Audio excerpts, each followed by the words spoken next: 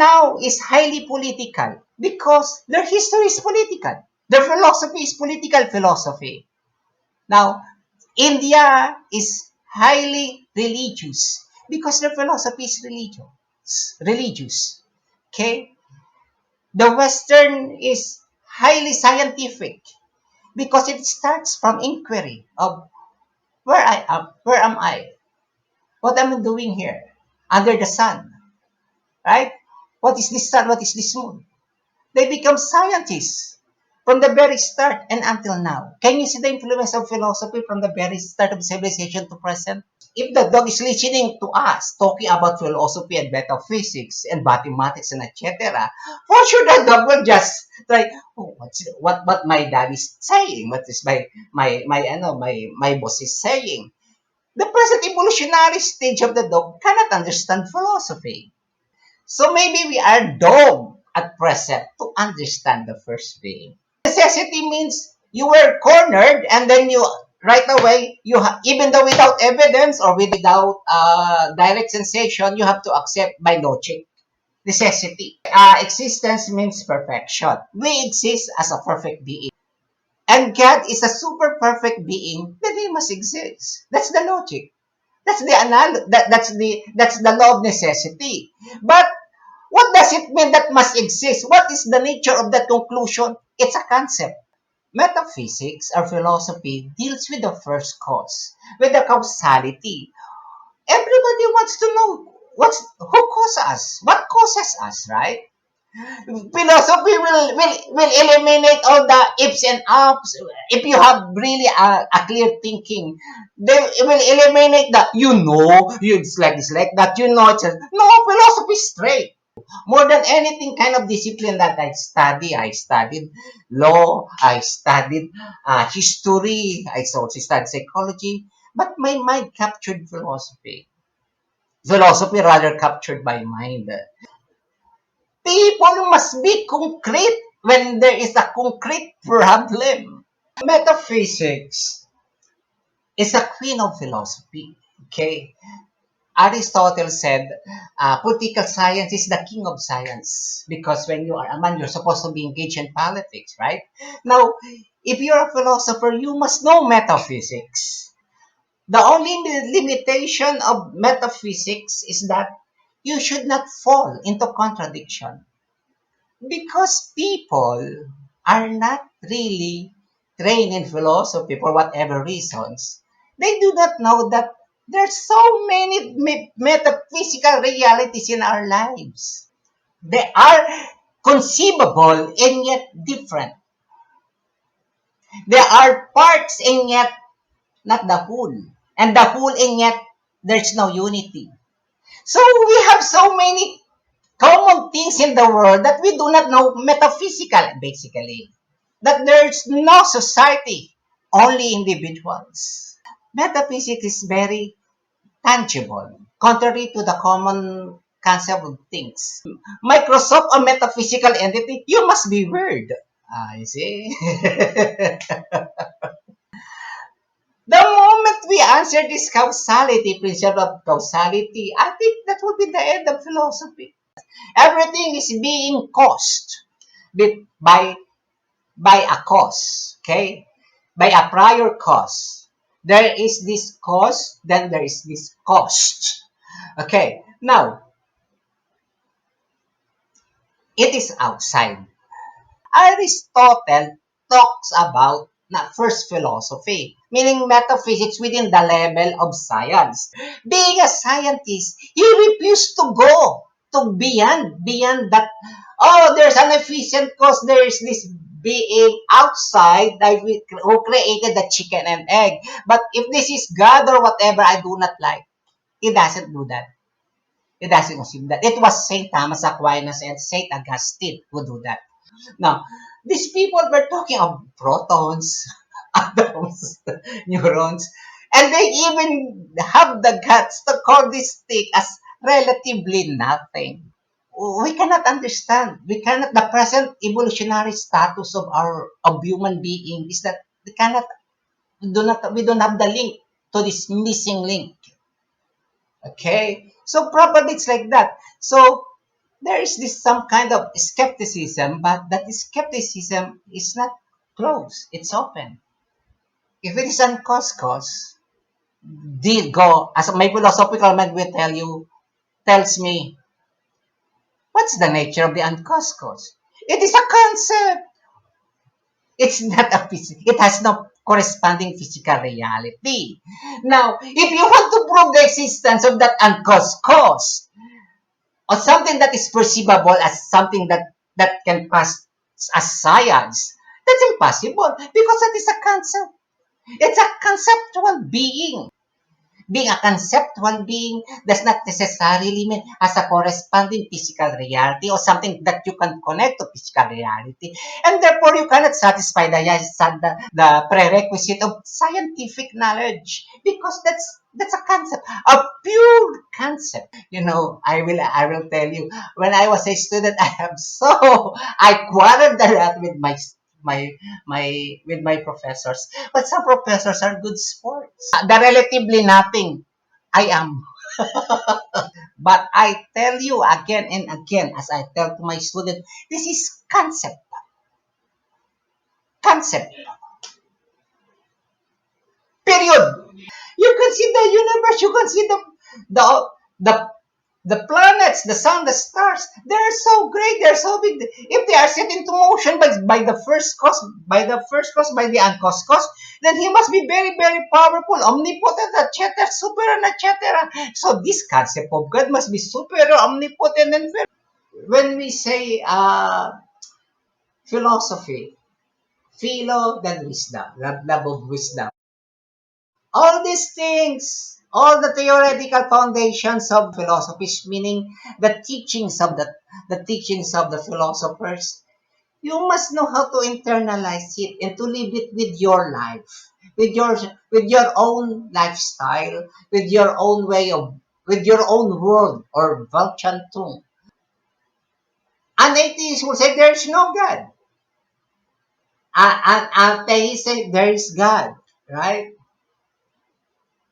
But both all of them are mere guess. Okay, because they cannot present evidence as the way as our mind wants it, right? They present evidence as on their own mind, on their own opinion. Okay, but in a scientific way that we accept the present stage of knowledge, no, they cannot. Man evolves mentally and physically. Now, if man evolves at present, we are just like this. But doesn't necessarily mean we have to accept this kind of thinking. We have to go on. Now, the problem with religion is that religion is telling you, this is it. We are going to heaven. No, this is heaven. Philosopher will tell, philosophers will tell, okay, we travel by ratio. We'll try to reach heaven. We'll try to understand heaven.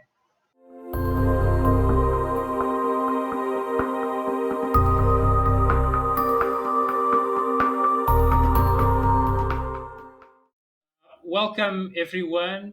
Thank you all for watching and listening to this episode today. One more episode of useful philosophy discussions. Today, I am joined with Victor Meneses Sarcia, who is also by the name of Benchi Cantar online. Today, we will be talking about a huge and important topic, which is metaphysics. Okay, so welcome, Victor Meneses, to this episode. I'm really eager to discuss metaphysics and philosophy with you. I would like to ask you, for starters, um, what drew you to philosophy initially? How did that work? How did you become fascinated with philosophy? How I become interested in philosophy? Yes. Actually, it's my free law. It's my preparatory to law. And under my mother's sides, the Meneses sides, we are all about seminarians. They are very religious. In fact, I'm the only one who is not. In terms of philosophy, I am agnostic. And my mother is telling me, oh, that's such foolishness because my mother is very religious. Because my grandmother is in fact somehow uh, a daughter of a priest to two to three generations, and from there, who is a Dominican order. So I we pursued a Dominican order in terms of studying. So I finished my prelim in a Dominican university here in the Philippines, University of Santo Tomas. Okay, that's a pontifical university. It's the oldest university in Asia, 1611. I finished my philosophy there. Okay, So so you had because this. it is in the lineage, it's in the lineage. Okay, Although the philosophy that they are embracing is basically religious, mine is somehow clinging to agnosticism. yeah. Would you say that the Dominican approach to philosophy nowadays, in your context where you studied, does it have scholastic influences, or is it very scholastic? Yeah, actually, I'm very appreciative. I'm very appreciative of scholastic philosophy. If you don't appreciate scholastic philosophy, you're not a philosopher. As simple as that. Oh yeah, I know. If you don't appreciate scholastic philosophy, you're not a philosopher because everything is particularly now in cosmology. They're talking this of protons, of neurons, etc. Right? But basically, this is the ends. This is the so-called the mysterious element, the relatively nothing, which the scholastics called ENS, ENS. If you see the outline, okay, that's what the physicists nowadays saying relatively nothing. It is not nothing, it's not something, but relatively nothing. They are playing with words. But the bottom line of the present philosophy, of the contemporary philosophy, is that they still cannot fail to answer the challenges of scholastic philosophy. What's the challenges of scholastic philosophy? The link between the material and the immaterial that that will proceed us to give access to the first cause or the so-called God. Okay, our cosmology now talks about protons, neurons, and etc., atoms. Okay, quantum physics to justify that this missing link that the scholastics are saying is that it is already this. But no, because they are in fact admitting that the atoms, that protons and neurons, quasars and etc., are still something that is relatively nothing. They do not want to accept something that it is nothing. If it is still something, then there is no access to the complete immaterial creator.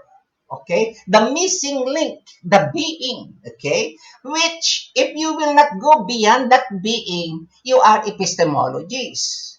But if you go beyond and make a conclusion that that is God, then you are a theologist. That's the only difference. So, scholastic philosophy is a reaction to Greek philosophy. And our contemporary philosophy is nothing but trying to particularly to provide particular details of what the scholastic people, philosophers are saying. Okay? Scholastic philosophers, for lack of present or scientific equipment during those times, they talk rationally. They mediate, they reflect, and they tell these things. Today, those things that scholastic were saying, we're trying to provide particular things, neurons, atoms, etc., hydrogen, etc. But all those things still fail to answer the challenges of scholastic philosophy. The missing link between the esse, the ends, and the being are still unanswered. For that reason, scholastic philosophy, though something they lack of scientific methodologies or lack of scientific equipments, but they come up with these things. That's magic. That's Yeah. brilliance. Brilliancy. Okay? That's something that you have to be thankful that they have that, despite of the fact that they are under crusade.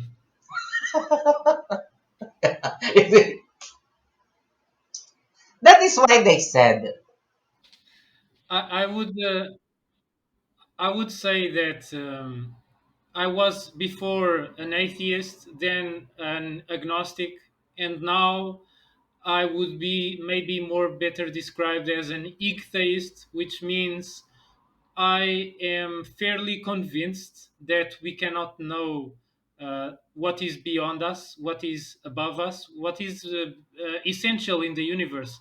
It is really very likely that we can never know for sure. And so, ask as we might, philosophize, as experiment as we might, observe as we can, with all the instrumentation that we can master, probably there will be some questions, very fundamental questions about the cosmos, including what is underpinning all that is, that we might never answer. And I'm kind of accepting that we might not ever answer these things. And in a sense, it powers my skepticism, because when I find someone that is so sure of themselves that they are the owners of the truth about the cosmos, the what is, I'm very skeptical of whoever says that they already have the answers of these so ineffable and seemingly unknowable answers to these questions. And so I'm kind of undisturbed if we will continue to have these questions ultimately unanswered. That's okay. We are human beings. It is, I think, a part of being humble. As you've mentioned, as philosophers, we must have a notion of our limitations, which will always be present with us. We can only reach so far, and we have done breakthroughs, very interesting breakthroughs on the past in the past. But probably there are some things that are will be beyond a certain veil to us, and we must accept that if it is really a hard limit on us, and we must operate within our limits. you know, um, there is this Karl Popper. Karl Popper said, knowledge, or special, particularly scientific knowledge, not necessarily philosophy, but he's very careful. Scientific knowledge cannot be verified, but can only be falsified. So we are process, okay? As Aristotle defines man as a rational animal, ratio means step by step. Okay, 1, 2, 3, 4, 5, 6, 7. Probably out of 10, let's say we are in 3. Okay, we are in 2. Now, in the contemporary philosophy now, or in science, we have this the evolutionist concept that probably because of our very own present stage of evolution as a human being, that we the very reason that we cannot have an access to this scholastic being. Okay, probably because of this present evolution situation of a human being, we only have an access to ends. Okay, that's very absurd, very abstract, right? I give you example, very clear, because that's how I am. I'm telling you, that's how I am. I always give you a very simplistic understanding. Okay, now, for example, I have dogs. Okay, dogs. I said to my dog, you sit down, you sit down. You behave siya. You sit, okay. He can understand. Okay, he's a dog, right? Sit, eat, behave. He can follow that. That's the evolutionary stage of the present evolution of stage of the dog can understand my command, right?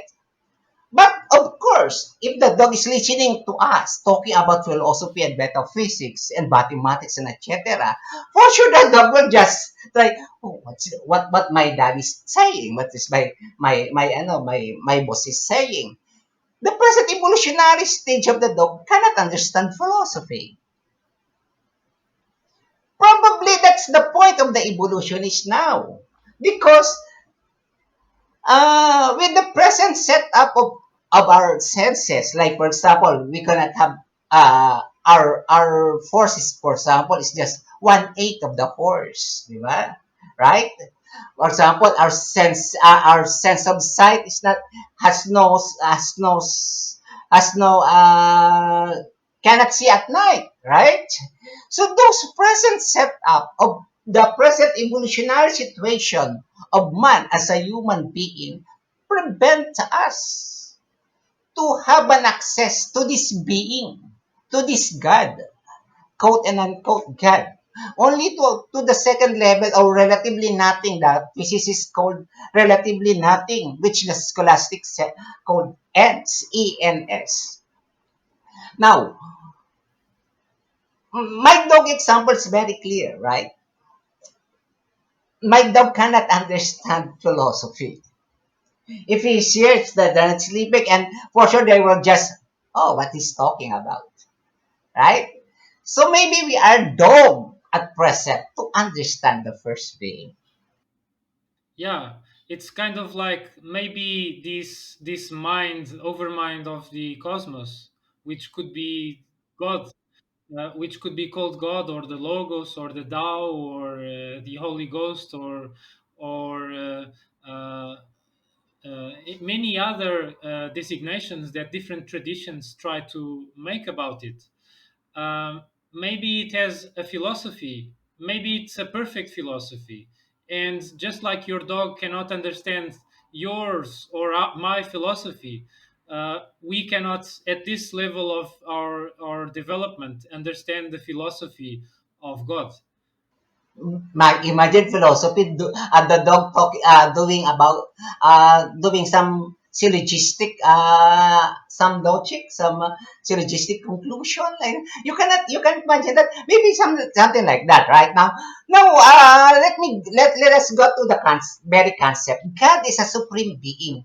Probably we don't have those kinds of supremacy for him to absorb, for us to absorb, to understand him, to reach him, because we don't have this kind of supremacy. Just like the dog do not have that kind of mental supremacy to understand philosophy. So this evolutionist theory has some points. Maybe they are very indifferent that we will be reaching the first being, but they are not close. They're open. You see, it is like us. It is just like a slightly open door ajar. No, they're not saying we cannot know, but at the present stage, it's impossible. We are, in my example, we are a dog, and therefore we cannot understand philosophy. If I may, I would like to read a quote, which is what the scholastic philosophers describe God being in Latin, that I read from Will Durant's History of Philosophy. So Will Durant says the scholastic philosophers described the God as ens a se extra et supra omne genus necessarium unum infinite perfectum simplex immutable immensum eternum intelligence, which means being from itself outside and above every genus, necessary, one, infinite, perfect, simple, unchangeable, immense, eternal, intelligent. What God would not love to be classified as this? It is this is cannot put into words a characterization, a description of God above this. This is sublime, and so if there is something above us in the cosmos that allows for the cosmos to exist, um, and we probably could never, in our current stage, understand what this thing or concept or being is. And so, hence, agnosticism or ichtheism might be relatively healthy approaches to this, because probably each religion or philosophical school might have some hints at the truth, but I am skeptical that there is a single religion or doctrine of philosophy that has the entire truth in their hands. And so I think that it means it is important for us to go beyond the traditions in which we were born inside and study other traditions, so we can widen our scope or our horizons as much as possible. I think there is value in comparative religion. There is value in understanding the weaknesses and strengths of different doctrines, different traditions. I don't believe that we can merge them pluralistically, because probably they are all right and wrong in their own ways. But maybe truth, real truth, is something that is beyond all doctrines, beyond all thinkers. But not necessarily mean cannot be reached, right?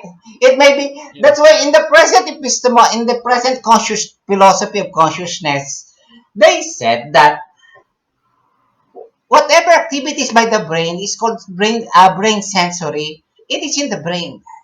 It is the mind is somewhere in the field being absorbed. That's why we call consciousness of something.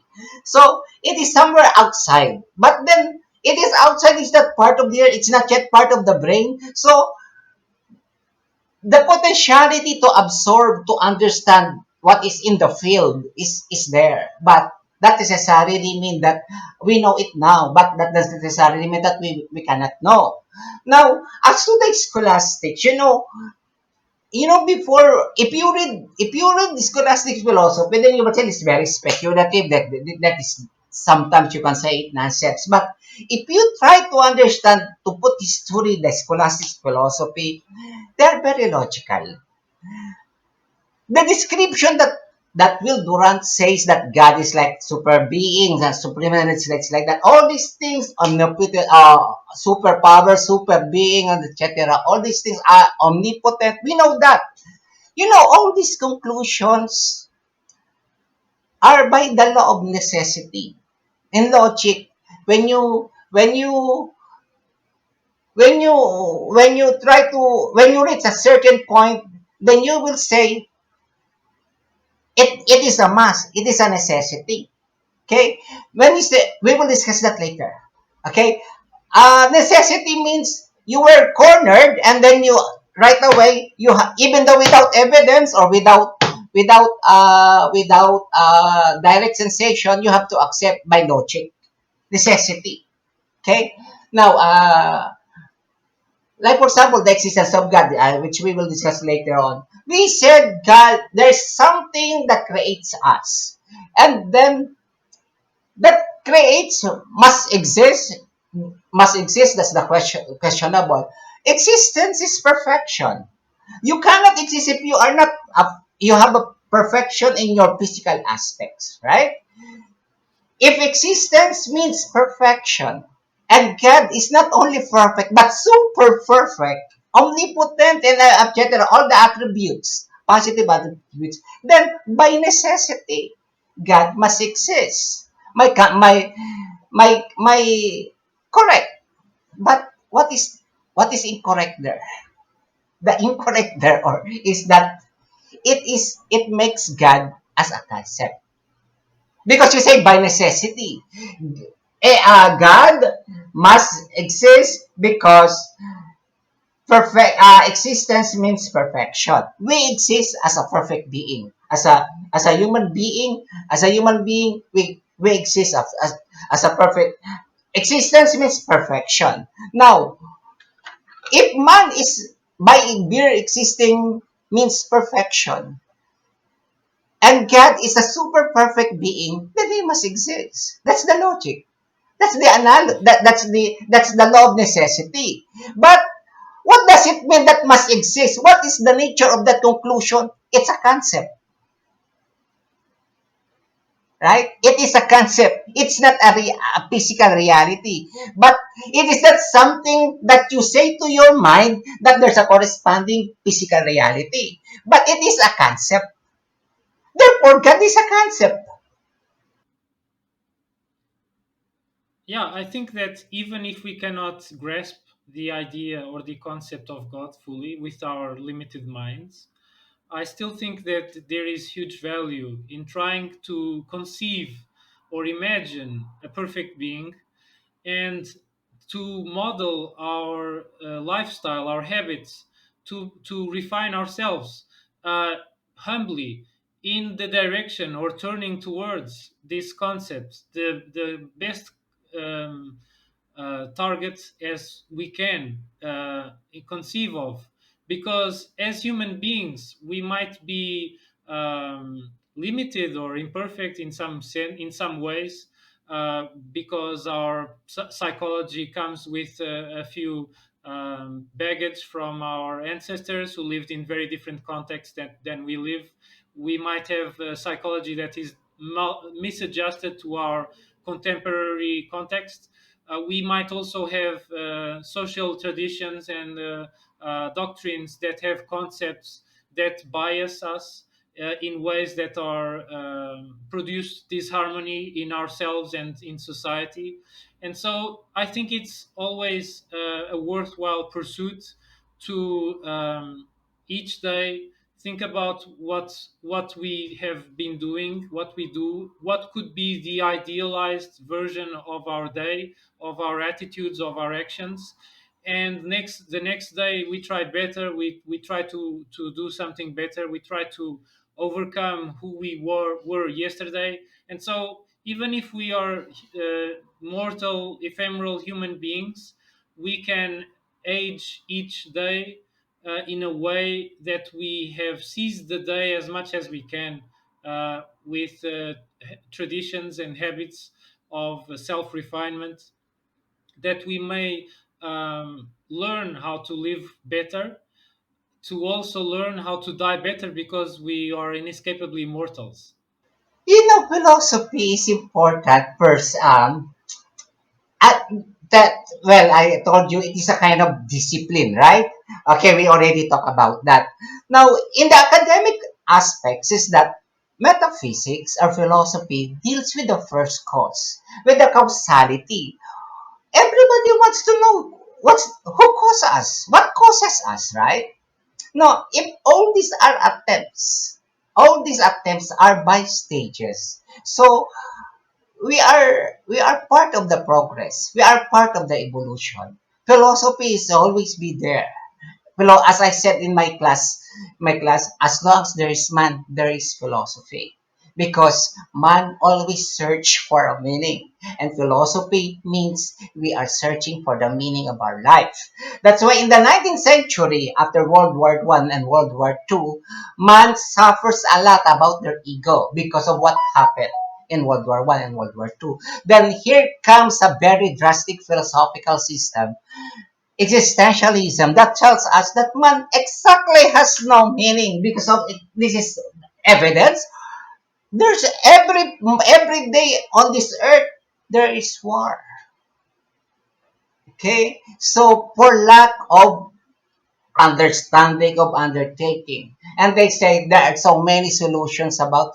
A lot of people were always telling what's the solution to end war. Me, I have only one simple solution to that, which my philosophical thinking tells me.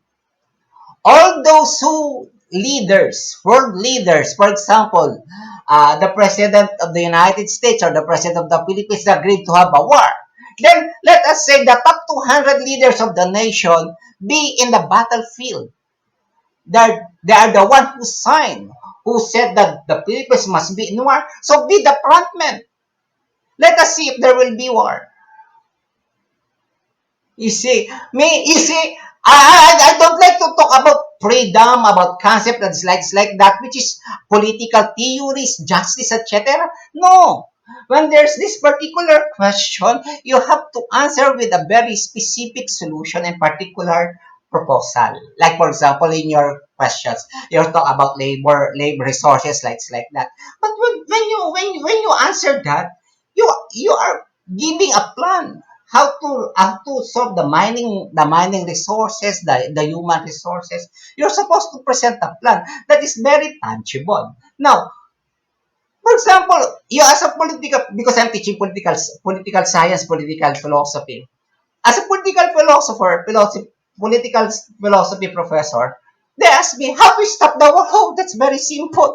Let those leaders who says that the Philippines must be engaged in war be the frontmen. Let them handle the grenade, the armalites, and the nuclear weapons. Let them manage it. Let us see if there will be war. Simple. No. Yeah, I think Kant talked about something very similar to that. Yeah. Philosophy will teach you that kind of discipline. Philosophy will eliminate all the ifs and ups. If you have really a clear thinking, they it will eliminate the it's like this, like that, it's no philosophy straight. Tell the problem. Okay? Like for example, I'm the shoes issue that we discussed yesterday. Do I really need that? Do I have to spend $300 for that? But I really want it because it's so stylish. So give me 24 hours to decide. Let me sleep on it.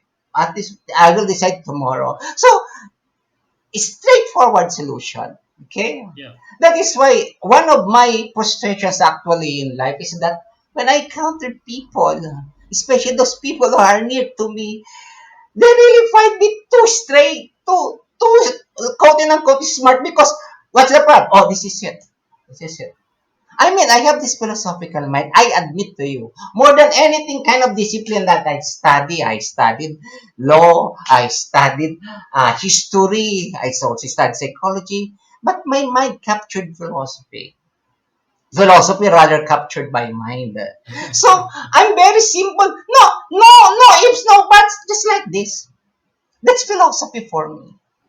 I think you are also a great communicator because you find ways to speak in concrete terms that even people who have never delved into philosophy. Yes, people must be concrete when there is a concrete problem, right? So many proposals. You try to study the documents, documents of every government. Proposals how to conduct to stop political philosophy. There are so many proposals how to stop war, to gain peace. Simple for me. Let those people in White House, the top 200 leaders of every nation who wants to engage in war, let them be in the battlefield. Yeah, but though that did happen in the past, we had Alexander of Macedon, who really was in the battlefield. Leonidas, Napoleon Bonaparte, these rare leaders. Even Marcus Aurelius, he was there where the conflict was. There were leaders in the past who were there, be them people who we might consider of poor character or better character. There were examples of leaders who were in the battlefield risking their lives.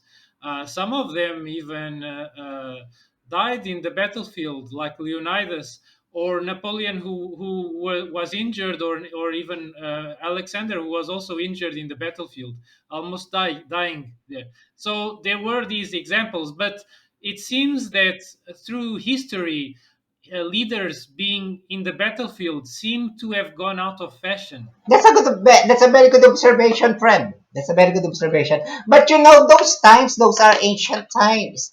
People were trained to be a warrior. People were trained to be. So courage is an element of manhood, and part of being nationalistic, of being a good man, right? But today, no. No more. Today, leaders simply want to have some access, to engage in war because that's profitable. Like that. So, if you consider the present man thinking, bet my proposal, there will be no war. Because They're Yeah. not courageous enough. They just apply. They just want dollars, because to engage in war means transactions of armalites, transactions of helicopters, and etc. Men now are not really trained that to be courageous. Unlike before, in ancient Greece and even in ancient China, they will kill every returning army, right? When you go to the battle, and if you Athens, for example, lost the war, and an Athenian warrior returned to Athens, they will kill, because the virtue of courage is number one, is prominent in the mind. But I doubt in the contemporary mind of our leaders. Yeah, I think that it is time to highlight the importance of several ethical systems. One of them, which has been ignored for maybe 2 centuries at least, is virtue ethics, which basically means we need to emphasize the building of good character, of upstanding character in people. Yeah, philosophy is definitely a tool to build better characters. The examples of stoicism, where we go out of our way to experience a little bit of hardships, to go outside of our comfort zone regularly on a daily basis, so that we might take in these lessons of living wisely, of living outside of comfort, of choosing, like the story about Hercules said, of choosing what is right above what feels good.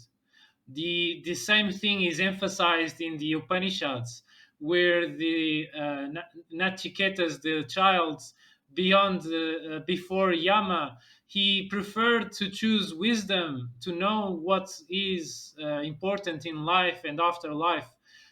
He chose that the wisdom above all the material benefits that Yama could offer him.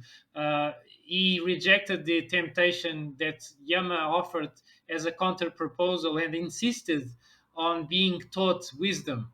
And so these kinds of lessons, we need to bring them forth to this 21st century, so that people might learn about virtue ethics, about duty ethics, deontological ethics, and also more about consequential ethics, which includes also utilitarianism.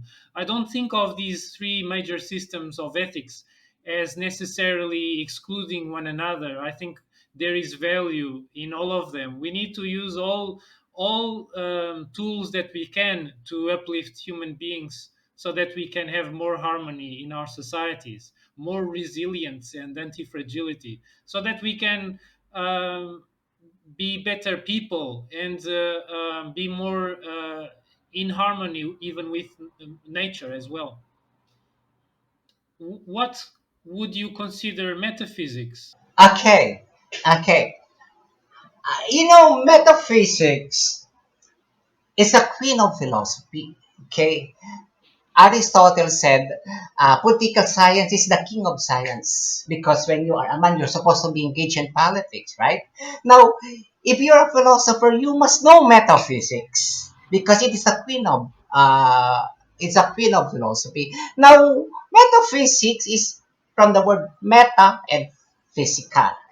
Meta means is a Greek word for beyond or after, beyond or after. And physica is literally means natural sciences, but it is now term called as physical reality. Okay, so beyond physical reality, metaphysics is beyond, literally means beyond physical reality. What is this beyond? Okay, the concept is beyond. Now, the history of metaphysics is quite ironic. Aristotle is considered as the father of metaphysics, but he never used the word metaphysics. It was Andronicus of Rhodes, of Rhodes Islands. 100 years after the death of Aristotle, hundreds of books of Aristotle, Andronicus, Andronicus recognized that there are around 14 books that are beyond sciences. So many books of Aristotle talk about biology, zoology, algebra, etc., arithmetic, etc., even chemistry.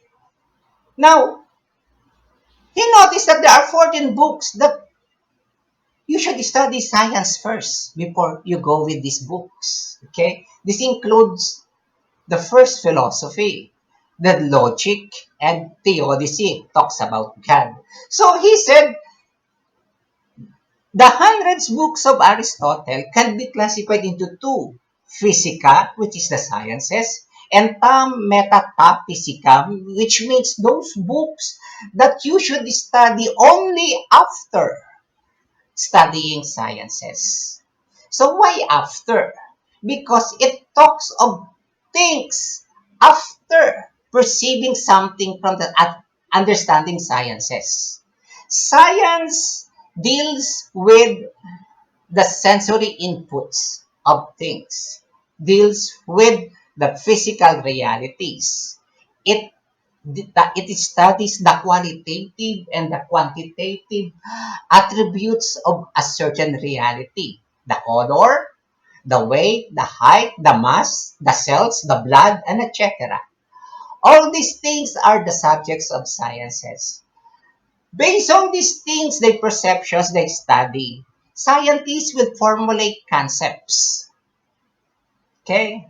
Then concepts related to another concepts become scientific laws. Okay? These scientific laws, when it becomes senseless to go further, scientists will stop. Metaphysicians will start. So, a scientist, where the science ends, metaphysics starts. Okay?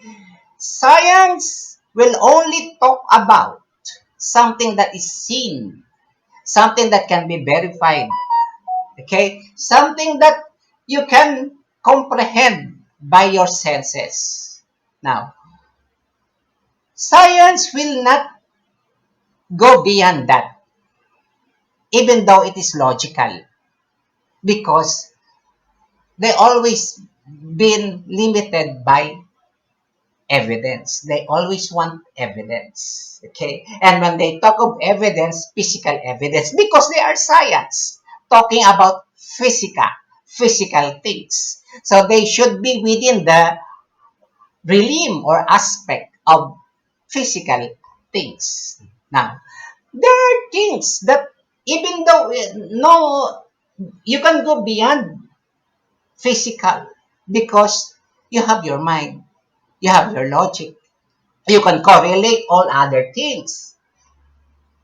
And those are metaphysical principles. That's all. Metaphysics will come in. Metaphysics will study all possible combination of concepts provided by science as long as it is logical.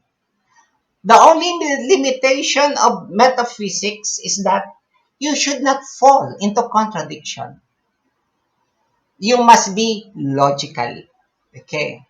And at the end of this no contradiction, logical, the, the most magic law of the universe is the law of necessity, wherein you will, the logician, wherein St. Thomas Aquinas, or a logician that has a religious heart, will always tell by necessity there must be God.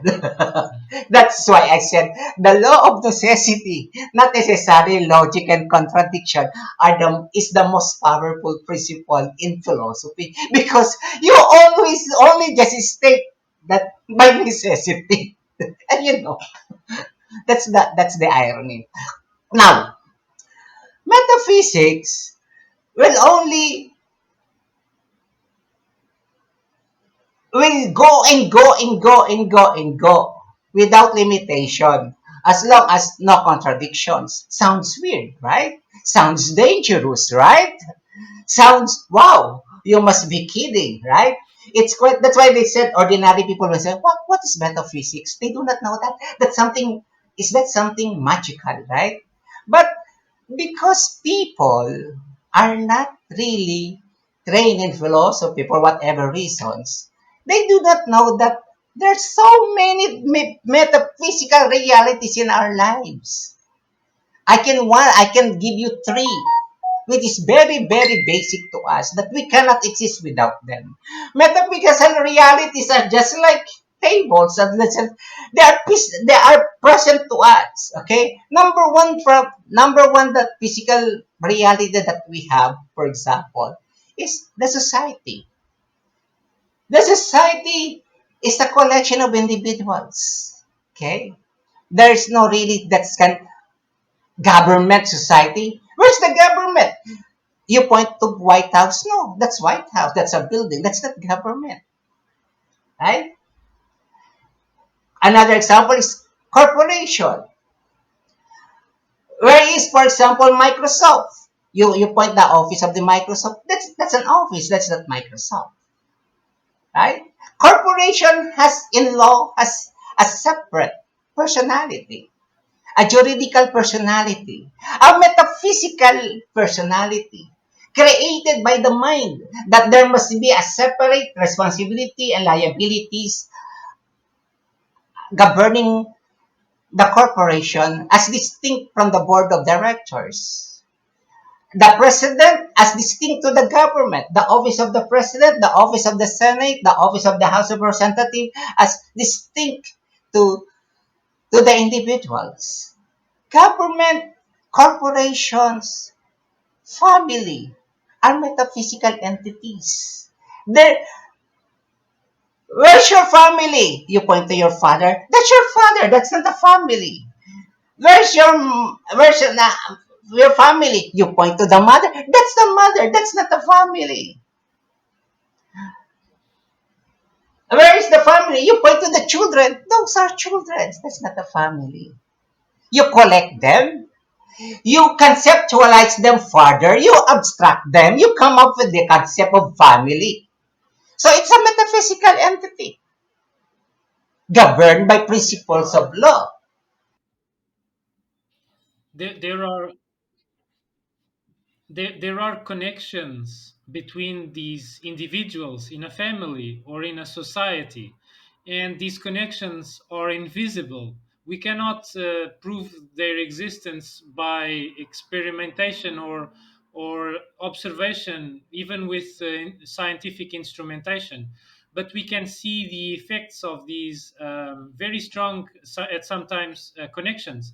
The connection between mother and a child is a particularly strong connection by nature. And we cannot see the connection, we cannot experience it with our senses. We can only indirectly intuit that that connection exists. Those indirect connections are concepts which are metaphysical in nature. Yeah, those connections between scientific principles and metaphysical principles are like that. They are conceivable and yet different. They are parts and yet not the whole. And the whole and yet there's no unity.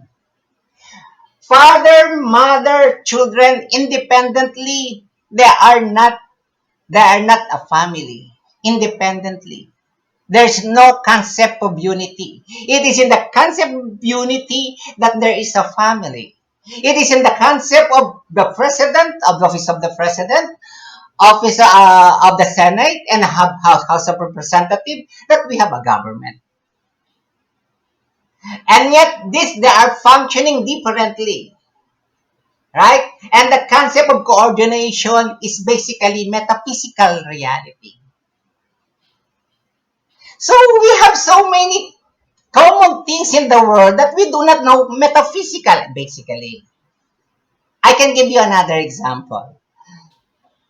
During the crisis time of Margaret Thatcher, in the 1980s. As a British Prime Minister, there so many people were out of job, no food, and no shelters, and they are all rallying against. They want Margaret Thatcher to resign. All the British were asking food, money, shelters. Then here comes the speech, the privileged speech of Margaret Thatcher. He said, "There's no society. There's only individuals. The British as a citizen must strive on his own, as on his own identity, on his own person, how to gain food, how to have shelter, and how to have to provide security on their own. It is only after providing a lot, giving themselves, giving effort, the best of themselves, that's the time that only they go to the government. So far as they are not giving their best, they are right away rallying the British government for food, shelter, and security. I want to remind you, said, that there's no society, only individuals. You see, in other words, culture is emphasizing the metaphysical aspect of society. That you, as a British citizen, as an individual, you have first give your best to to to give you your basic needs. You are a concrete reality, and society is a metaphysical entity that is collectively to be taken only when and there is necessity, when there is some kind of necessity or some kind of situation that the government should help, that the society should help. But as a person, as a citizen, it is your own duty first to satisfy your needs. So, society, in that particular speech of Thatcher, that's why she's my favorite. you know, she uses metaphysics, you see. She's a politician. But, you know, law is the law, the Portuguese law, the Philippine laws are metaphysical realities. They are principles of rules provided to that try to govern us. They have this blind woman, it's like this, like that, right? Like talking about like this, observing justice, etc., or like that, observing the order, justice, and the society. Those are metaphysical realities, metaphysical principles, which for us are very is common, right? But as if it's science, no, it is metaphysics. I cannot say what justice is. I can only ask questions that try to approach justice. And I usually like to ask, what is justice if it is not picking up our context, which is ultimately not fully controllable by us, and trying to make the best out of it for us and the others. And I really liked your example of the speech of Margaret Thatcher, which I didn't know until now. So I thank you for enlightening me about this Margaret Thatcher's speech. It reminded me of a passage from Marcus Aurelius's Meditations when he speaks about the ever expanding circles of care, where we start with the smallest circle, giving care to ourselves first, to make ourselves the best individual that we can. And after we manage that, we can start to expand our circles of care to our family, to our street, to our community, to our nation, to the entire earth with humanity and all of nature within. But first and foremostly, we must figure out how to straighten ourselves, like Siddhartha would used to say, which is, if you want to improve others, you must first undergo a more difficult task, which is straightening yourself first. And so, yeah, I think there is a lot of wisdom to emphasize the individual responsibility, not in an individualistic, narcissistic sense, but to strengthen the individual so that the individual can be of service to others, and also if we want to start with something that we can grasp, we can be sure that each of us is a minority of one. Before collectivism, each of us, we are a minority of one, first and foremostly, regardless of our race, sex, gender, political identity, ethnicity. Each of us is a minority of one. There's so much common people do not really know metaphysics. That's why they said when you talk about that's why when I open my account menu, I also want to talk about philosophy, but no one dares to talk about metaphysics. That's why when you invited me to talk metaphysics, I tell you, I teach philosophy of mind. I teach logic, political science, political philosophy. I don't teach metaphysics, but metaphysics very basic to a philosopher. That's why I told you, what do you want your questions? And I can research them. I can reorganize because it's just a matter of reorganizing it. But as a philosophy person, I don't like to talk myself consider myself as a philosopher. No, I am not a philosophy student. Yes, as a philosophy student, I do not really teach metaphysics. A philosophy professor, I do not teach metaphysics. But then, metaphysics is very tangible, contrary to the common concept of things that people that, oh, you're flying because you're talking about all these things beyond, beyond, beyond. But actually, what they do not saying that the very words that they're using, language concepts, are metaphysical entities because uh, we abstract it. For example, we have synonyms and antonyms. Those are further rethinking of the mind. Those language is a metaphysical reality. That's why there's a philosophy of language. And philosophy of language was born because of the attempt of every philosopher to be very precise now about their advocacy. Because, you know, science itself is going to very particular atoms, neurons, protons, and etc. etc. Language is also like that. And the more you're going down, the more you're thinking about it. The more you're creating realities, which are basically metaphysical. Music. Music you create something. Those are metaphysical activities. You don't, I told you, you don't confine with metaphysics as study of being of reality. Those are very academicians approach. As long as you further conceptualize a concept, that is metaphysics. You further, I repeat, you further conceptualize a concept. You further rethink the scientific law you already established. That is a concept. Family. You have a concept of a father, a concept of a mother, a concept of children. Unite it. Then you have one entity, metaphysical entity called family. You unite stockholders, elect officials, board of directors, you collect them as a whole, then you declare that as Microsoft Corporation, a metaphysical entity. Then, if you will be talking to a layman, what? Microsoft, a metaphysical entity? You must be weird. I see. So there is a bit of gestalt and emergence when we are talking about metaphysics in terms of the parts being greater than their sums, uh, in a sense, right?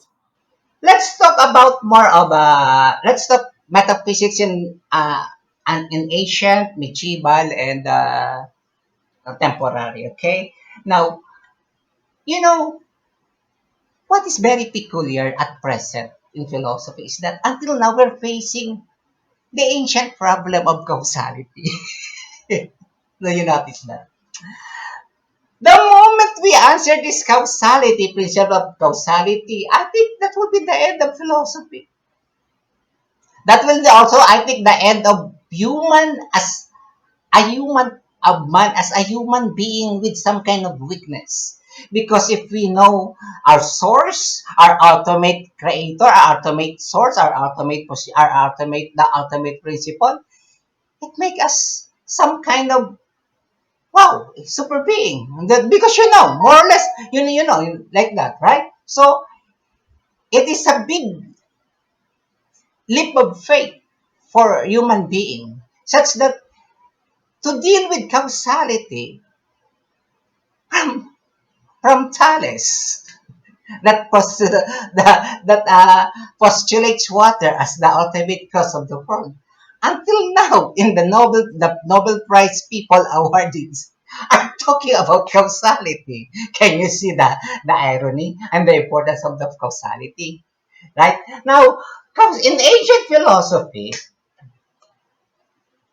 the the theory of causality, the principle of causality, only talks of what the source, the ultimate cause of the world or of the universe rather. Now, when you talk of cause, Aristotle said there are four causes. Okay? Four causes, external and internal. External causes are something that you can, it part of the reality.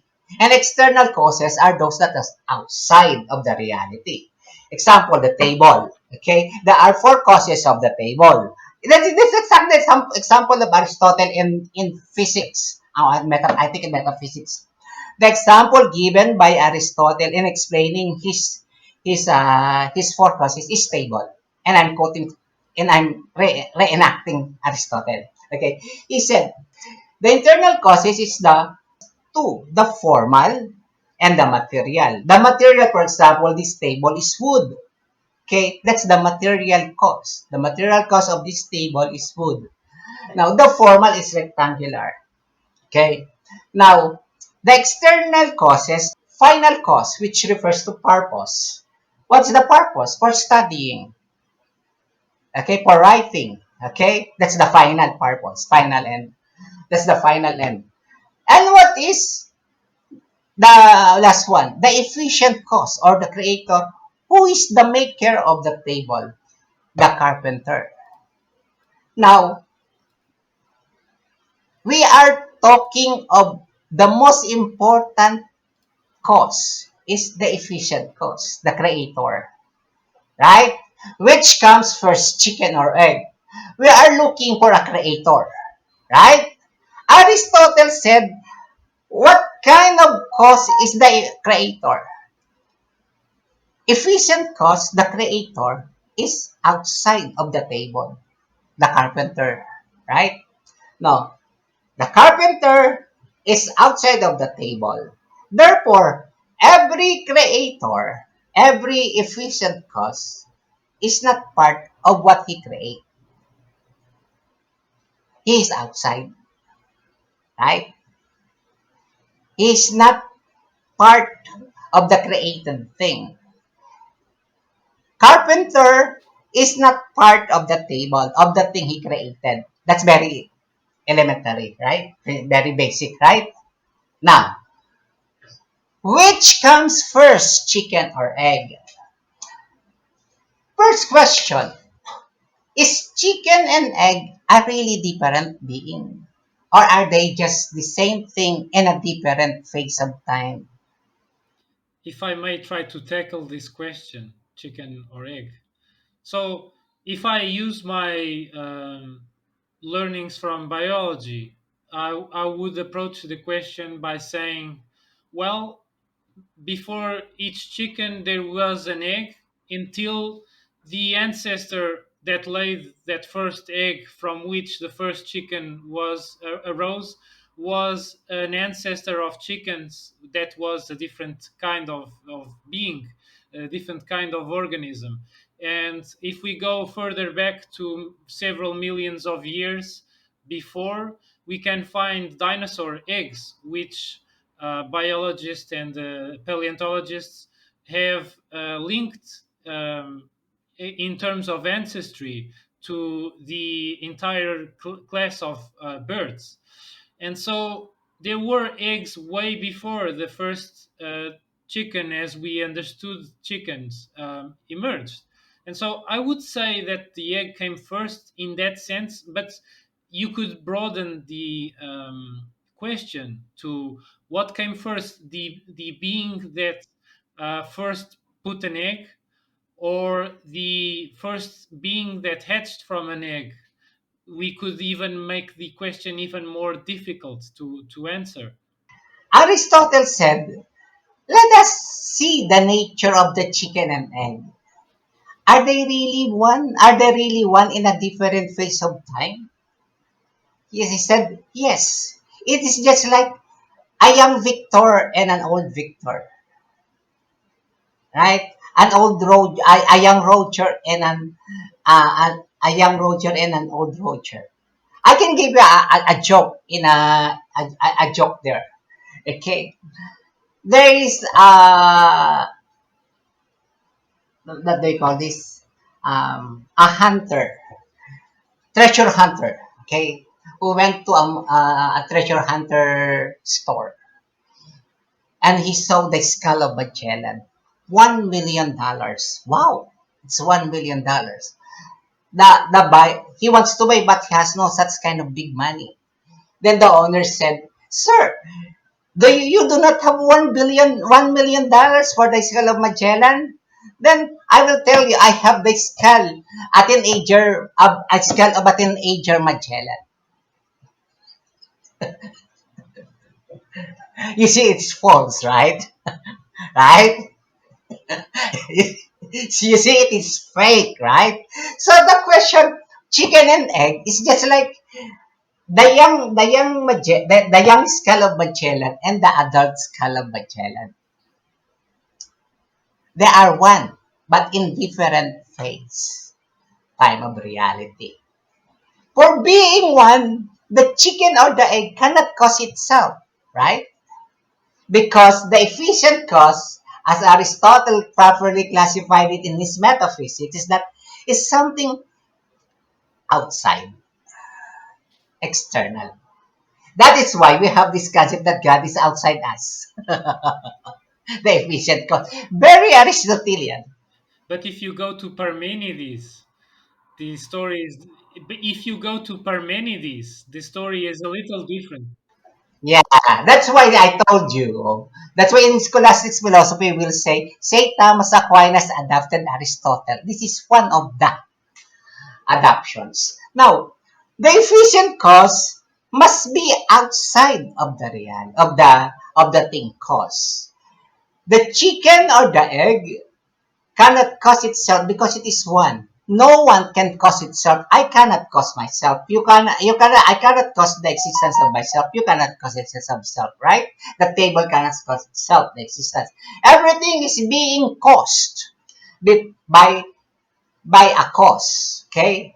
By a prior cause. There is this cause, then there is this cost. Okay, now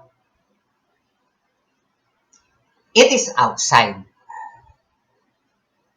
Eventually, which comes first, chicken and egg? For being one and cannot cause itself, the answer is none. Because the question which comes first is asking for a cause, for the efficient cause. Is asking for the creator. The chicken and the egg being one cannot cause itself. You are asking for an outside reality that causes the existence of the chicken. Okay, now who caused the chicken? Now that's another question. Point is, which comes first, chicken egg? You answered none. Now, what is the relevance of the answer? I already demonstrated to you the basic principle of causality during the ancient time. Aristotle's theorem.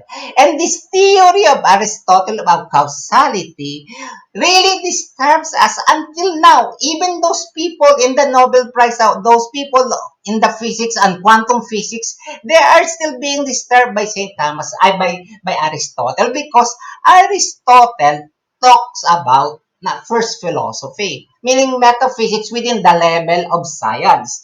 And St. Thomas Aquinas converted this first philosophy of Aristotle into theodicy or theology, and attributing this being as the God.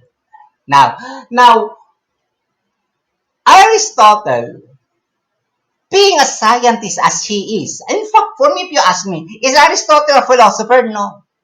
Aristotle is more on a scientist. In fact, he wrote hundreds of books about sciences and for only 14 books in philosophy. Okay. Now, so basically, he is a scientist than a philosopher. Being a scientist, he refused to go to beyond that. Oh, there's an efficient cause. There is this being outside that who created the chicken and egg. But if this is God or whatever, I do not like. He doesn't do that. He doesn't assume that. It was Saint Thomas Aquinas and Saint Augustine who do that. Now, this missing link attitude of Aristotle, would you believe, until now is our problem. Is that the problem of those people who were awarded, given by millions of funds of Nobel Committee giving Nobel Prize for Physics and etc. And they still do not fail to solve the problems of Aristotle. Aristotle knew there's a problem. The missing link between the material thing and this efficient cause with the chicken and the creator, the missing link between that I do not know, Aristotle said, and I refuse to venture on that. And now St. Thomas Aquinas said that refusal to venture is what we call God. Now, the physicists said, the present physicists now, the quantum physics people, and there are so many scientists now, right? Now, these people were talking of protons, atoms, neurons, and they even have the guts to call this thing as relatively nothing. What is my point? What is my comment? What is my comment that, oh, that is pure semantics. They're playing with words. The bottom line is they do not, there's still a missing link. They do not provide us the connection, which Aristotle, during Aristotle's time, is already a recognized problem. Now, there are some epistemologies or philosophy of the mind says, that's why I'm telling you, the evolutionists, they're saying that, oh, probably because of the present stage of our senses of the mind, our mind is, our senses is in fact inferior to dogs, we cannot understand. We cannot, the present evolutionary status of human being is that we don't have the link to this missing link. Okay, so probably it's like that. So there is this some kind of skepticism, but that skepticism is not closed; it's open. I would also like to ask, since you're mentioning causality, this was something that I read in Will Durant's History of Philosophy.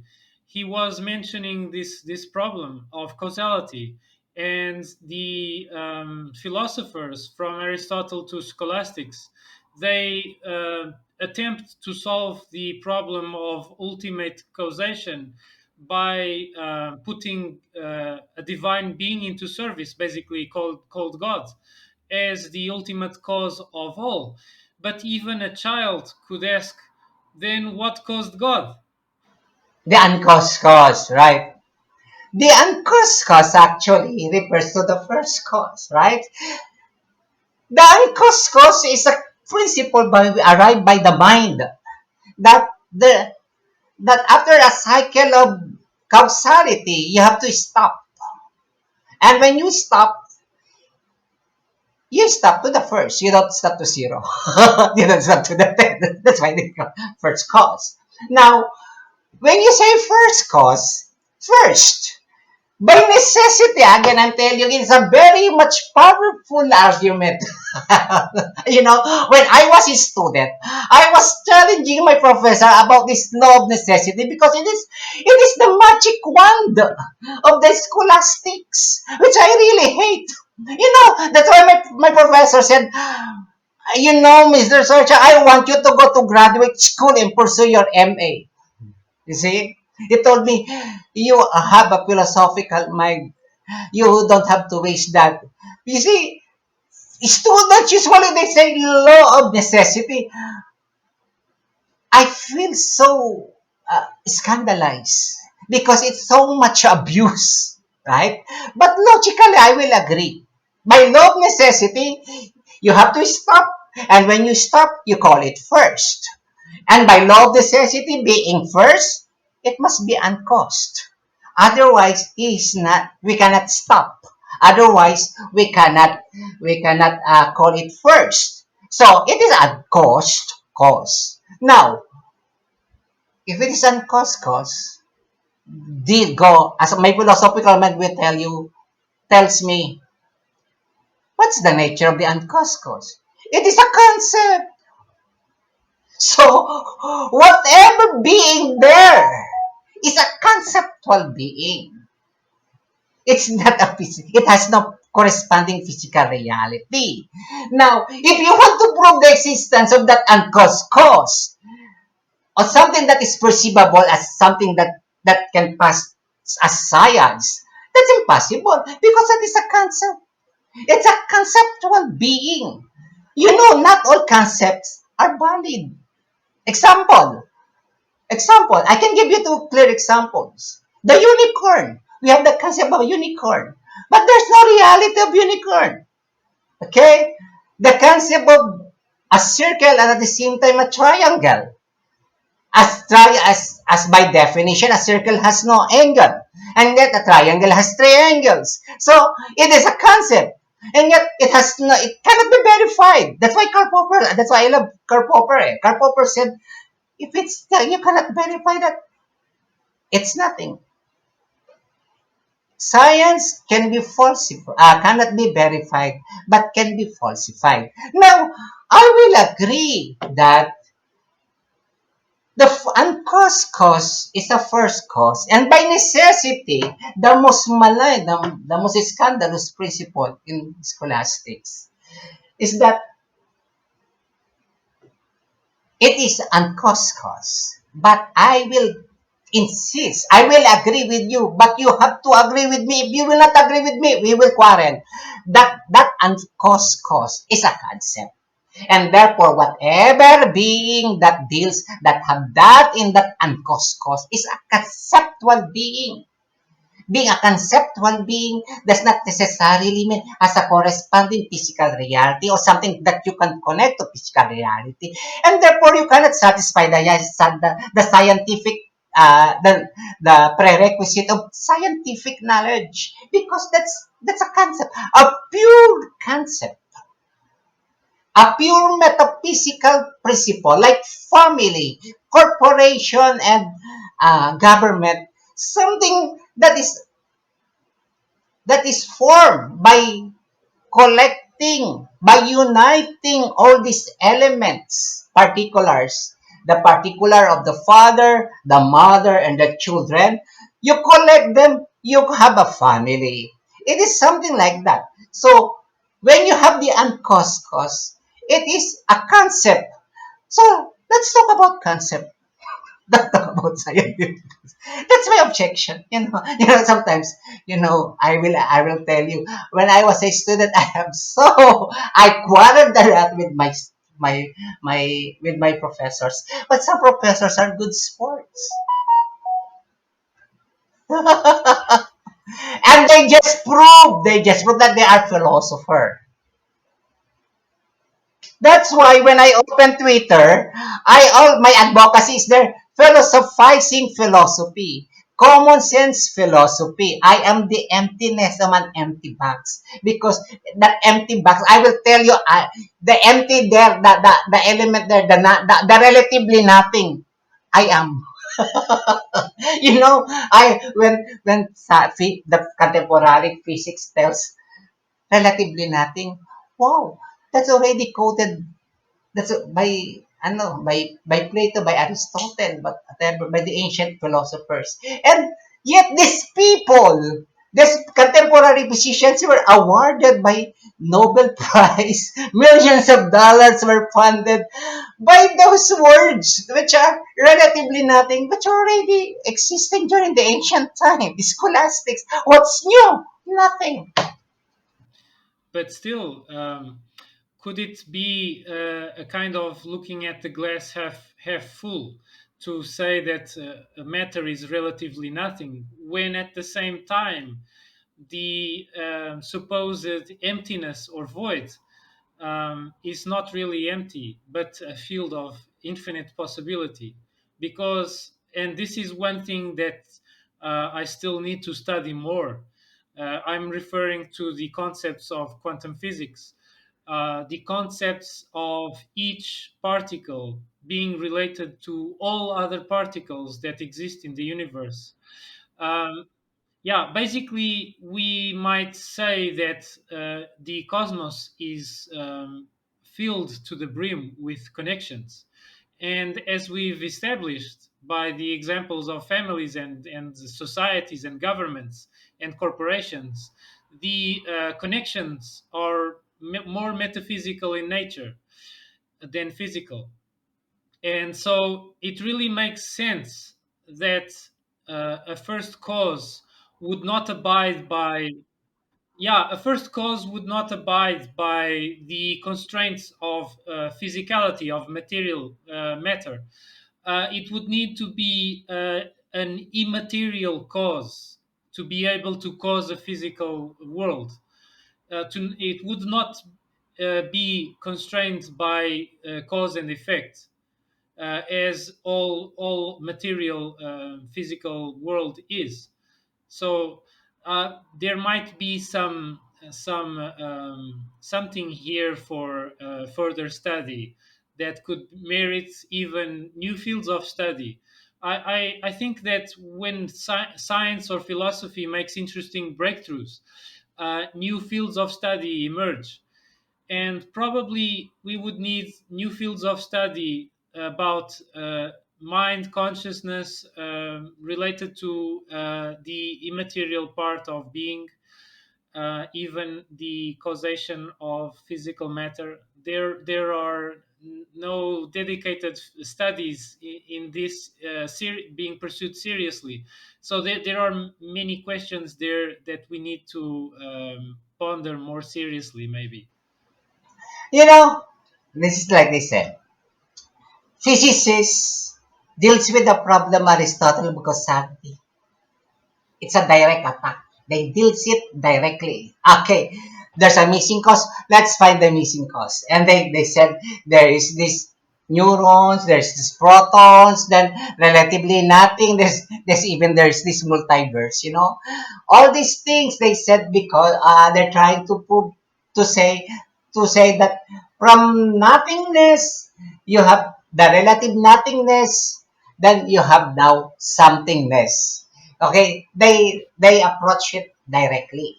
They address the question directly. Now, other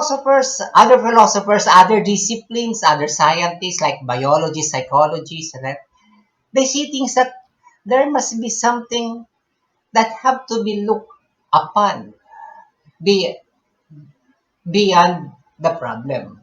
What what are the things that dominate that influences in answering the question directly?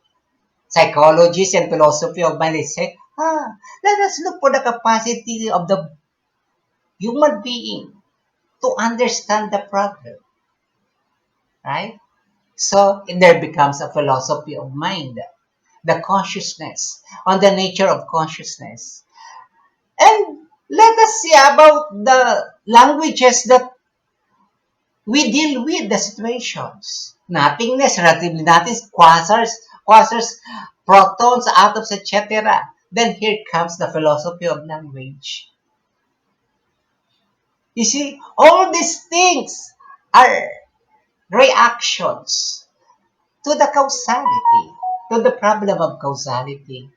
And this causality, I tell you, once it was solved, no need for philosophy.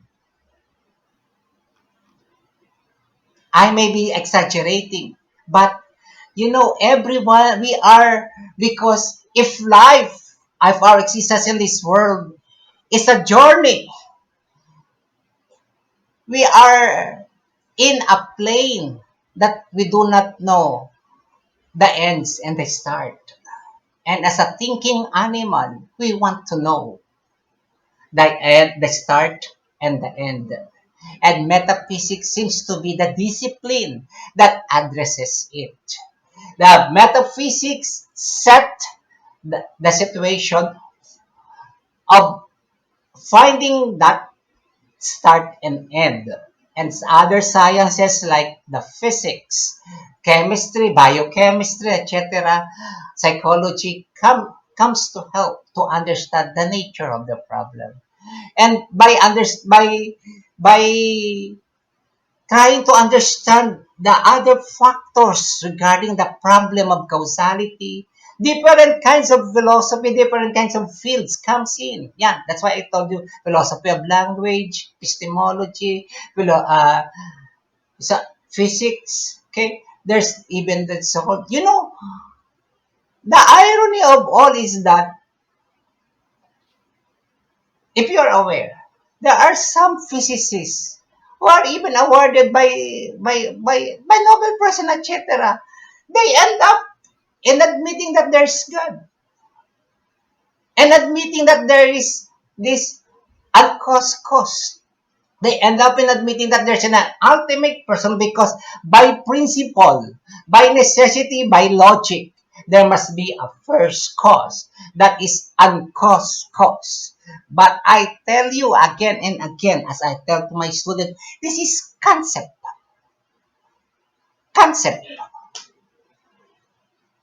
period.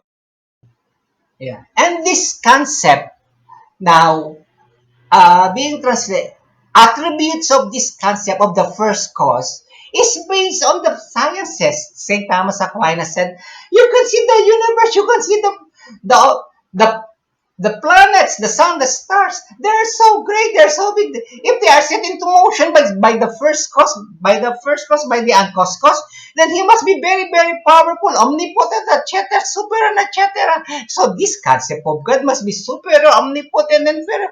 All those are from senses, he said. Still, concept from the senses, but does not posit the conclusion that that conceptual being and cause is actually and physically existing. And that is exactly what we are trying to prove. And therefore, there's still a missing link. The missing link, we have to recognize that there's still a missing link. We have to recognize that. And the epistemologists, they said, we cannot know reality. The present movement, we cannot know reality. One of the grounds, evolutionary stage of man. Oh, I'm very critical, but oh well, in some way I buy. Okay, okay, maybe, because when I was thinking of that kind of statement of an present epistemologist that study knowledge, well, how could I simply buy this statement? I said, oh, my dog can understand a simple command. Stay, behave, sit down, sleep, eat, take your water. They can understand. Here's your candy. Right? But, my dog is our sleep. It's because they cannot understand our conversation, our philosophy. So it's something like that, which I already explained to you. So, how can you argue for your agnosticism if you see that scholasticism is so compelling? It's so compelling. Yes, yes, yeah, okay. Yeah. You see, I'm very supportive of scholasticism, right? But there are some kind of certain criticism because I'm a product of scholasticism, Dominican school. But I know I have an open mind.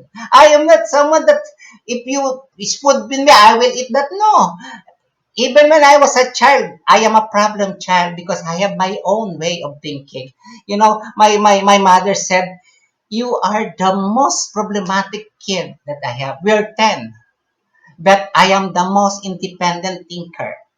And well, a metaphysical way of explaining it that my mother said, an Indian, when my mother was has only has 7 children, I'm not yet existing, told me, an Indian told her that you will be having the youngest, your youngest child will be a boy that who will give a problem to you as a child, but will give you some kind of will become some kind of notorious person, not famous, there's, in my circle, they know me. That's why when they have the problem, they ask me, Vic, can you be present in our discussions?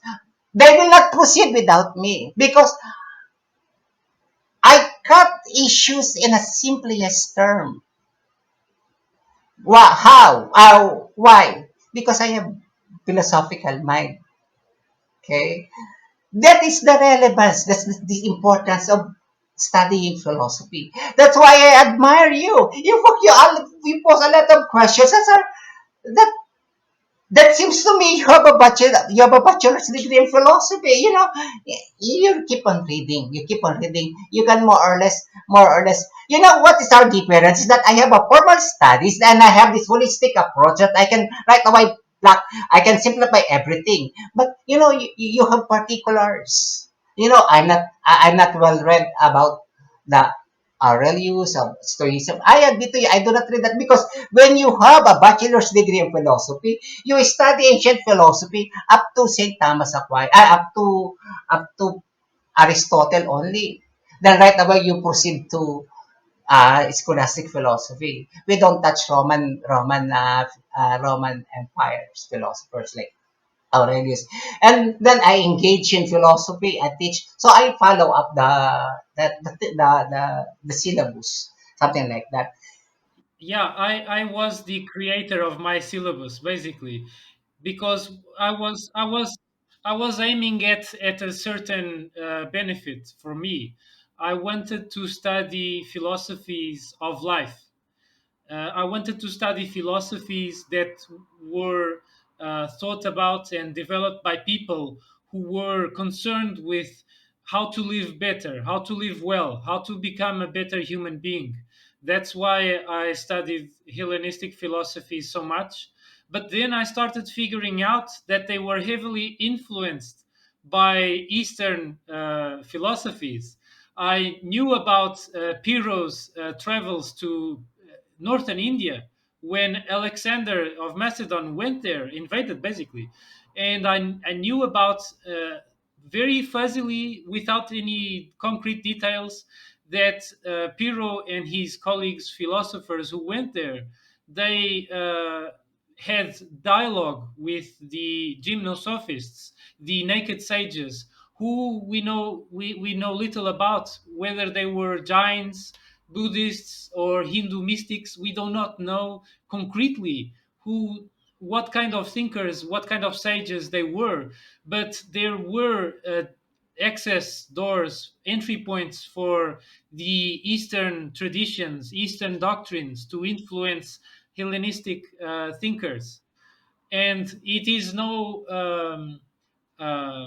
surprise that there's parallels, there are similarities between Stoicism, Cynicism, skepticism, and even Epicureanism with these Eastern traditions that were more ancient. And there is also the idea that the Ganges Valley is particularly fertile because of the geological and geographical features.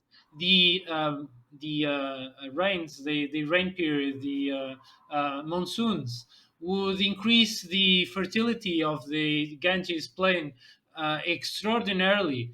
And so it allowed for establishment of civilization very early in terms of human history, and so there was possibility for people to specialize in philosophy for thousands of years, and we have lost records of what was being thought. There was We have lost so much text and teachings from the past. We only have echoes and indirect references, but still I find it really interesting to have an idea about the genealogy of human thought from the past.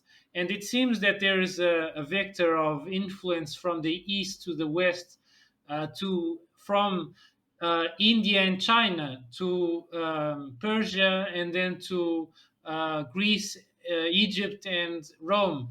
And there's such a richness of different doctrines and philosophies we can learn about to figure out the world a little better, to figure out how to behave in the world better, ethics, uh, and which can be informed by all these systems of metaphysics from which we can derive systems of ethics.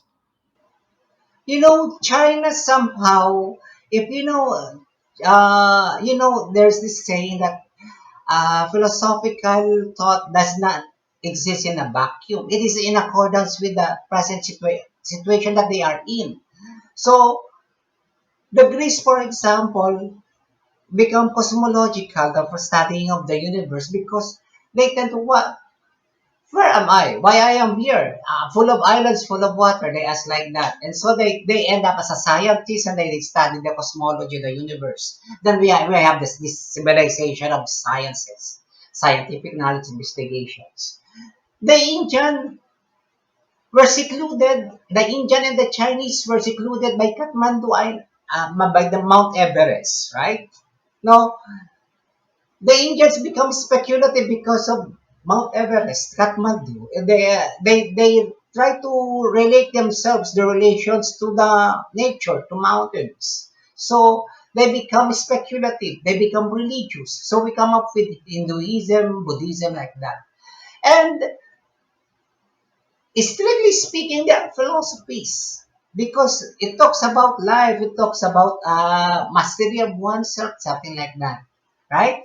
Just like in unlike, however, it's so religious, it's so concentrated in religious, but about mastery of life, about the relationship of man to environment, to nature, like that. It's still strictly speaking philosophy in a scientific and in the tradition of Western philosophy. You can still say Indian philosophy as a philosophy because it deals with mastery of life.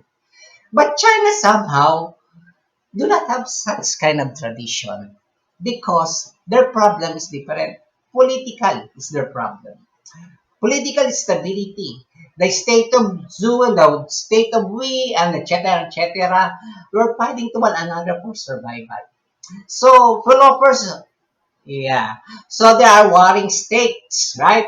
So the survival, the philosophers that created were political philosophers, rather than the intuitive like Lao Tzu, who is an exemption. Okay, you have the famous philosophers Confucius, who is a political thinker, a moralist, talks about ethics, what should a king should be, what a prince should be, because that's their situations. And for that sense, China has no strong philosophical sense in ancient China. In a sense, okay, that in the Western sense or in the Indian sense, there's no mastery of life in China that like in India.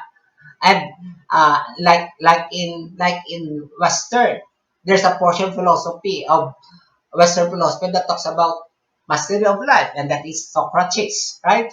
Now, in China, the mastery of life is basically a political life, political survival. Confucius was even employed as a minister, if not prime minister.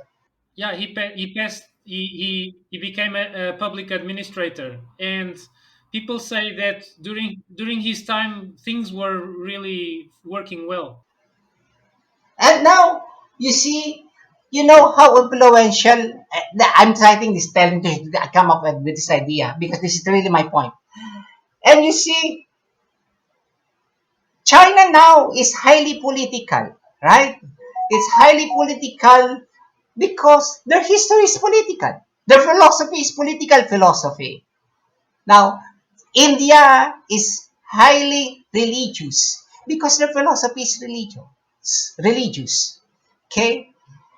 The Western is highly scientific because it starts from inquiry of where am I, what am I doing here under the sun, right?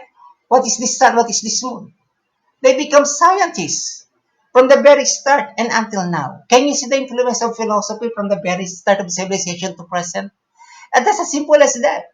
That's how critical a philosophy as a which if you will try to study educate history of education, okay, it is only in the 1970s that philosophy were not being anymore universally offered as a course in the universities, selected universities. Before, during the ancient time to medieval scholastic, philosophy is a core subject because it is the mind, it is the form, it is the structural, it is the matrix of everything that can form, that can define the destiny of the nation, right? And if you will try to history below, as I told you, I have showed you, they that the Greek, the Indian, and the Chinese are until now the same kind of thinking. The Greek, the Western scientific, the Indian religious, the Chinese highly political, because their philosophy are like that. Also, you had the Egyptians who were also quite religious, and the Persians who were quite political, I think, as well, but in a non-liberal sense. The politics in Persia was devoid of rhetoric. So we also have these lesser parts of the world also contributing. And since they all come from different angles, all the more important to have an idea of each of them, to have an idea that each can bring value and richness to our minds. Actually, I'm curious about Egyptian civilization because I simply refuse to believe at this point that philosophy really started with Greece. In Greece, something that I question. Maybe that's the present evidence. That's the present documents that we have. Okay, but when there was a time, out of curiosity, I bought the Book of Death, which is an Egyptian book. It talks about death and mysticism, etc. And I really do not find it philosophical. I admit, I will tell you. So sabi ko, I said, maybe it's not, this is not the proper way of finding philosophy, Egyptian philosophy. But when you study Egyptian civilizations, it always, it's dominant about death. There's in fact a book of death, right? That's why they have this pyramid, right? They value death as an eternal life. The entire Egyptian civilization was a huge memento mori, as I understand. My suspicion is that there's also a deep philosophy in Egypt because it is older than Greece, right? But much fascinating. And for example, the Babylonian about the Babylonian laws, the Sumerians, it speaks a certain kind of political philosophy. If they have such kind of document, you can dig it, right? The only thing that, yeah, what makes Greek philosophy eternal is because of the scholastics. The only situation I think is that The Egyptian philosophies do not have scholastics. Right? If they do not have the corresponding preserver of of the Egyptian philosophy or the Sumerian philosophy. But it's nice to know. But I do not really buy that philosophy starts in Greece. There may be more. Yeah, yeah, I agree with you. I also don't believe that philosophy started in Greece because if when I looked at the in Hindu Upanishads, I found writings by atheistic individuals who were talking about atoms before Democritus, way before Democritus, and so we fool ourselves if we think that people in Greece invented these concepts from scratch. They were influenced by ideas being conveyed through the Silk Road, which is very ancient indeed. And we today, for just to give you an example, children in school are taught about the Pythagorean theorem. Well, Pythagoras learned heavily from Babylon and possibly even as well from India. And he probably learned mathematics. The idea that the some of the lesser sides, this idea of the Pythagorean theorem, the squares of the lesser sides are equal to the square of the diagonal of a square or a square triangle. It was already existing for sure in ancient India.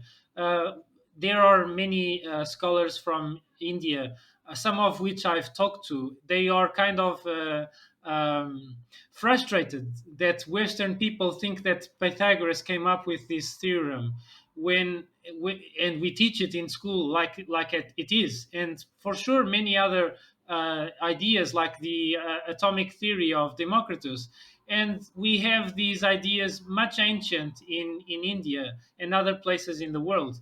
And even if you attribute the dawn of astronomy to India, there are people that contest this because we might say that astronomy has been practiced in ancient India for like 10 millennia. People can say that no, no, we have evidence written in the caves or stones in Australia by the very far ancestors of Aboriginal peoples who were evidence. There is evidence that they would track the movements of celestial objects in the sky, and they would record them in ancient engravings in these rocks. And so we must not be provincial about our culture or our continent having discovered things. We must question these things. We must go beyond our culture, the culture in which we were born, because things are not as they seem at first. We might look at Egypt with an eternal Greece lens. When we say pyramids or obelisks, we are using Greek terms. They had, Because the Egyptian buildings are geometrical by nature.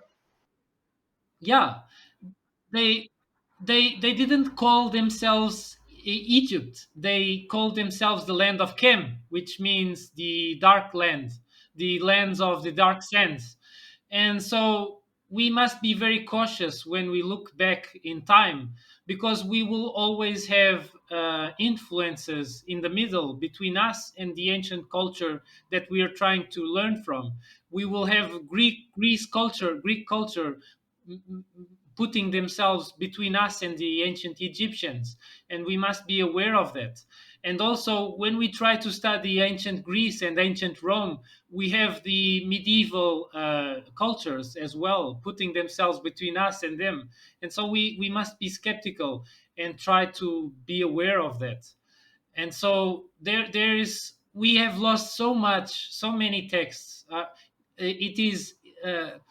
It is has been immensely frustrating to me to realize, for example, that we've lost from the You've been dealing in philosophy for how many years already? Well, I learned philosophy formally in high school, but it was not a pleasant experience for me because the philosophy was being shoved down my throat by imposition, basically, and I spent more or less a decade, more or less ignoring philosophy, and only in September 2021 I really returned to study philosophical texts seriously by listening to audiobooks while I do cycle to and from work, or walk the dog, or do some other active things.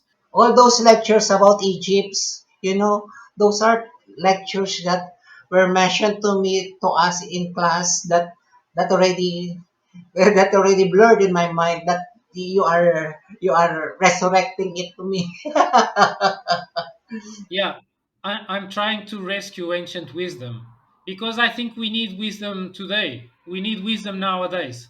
One of the things that I've discovered is we are trying to ignore death. We are trying to ignore our mortality, but that is foolish because we are for sure mortal beings. We will die someday, and if we have a healthy relationship with our mortality, I think that we will live wiser lives, we will live better lives.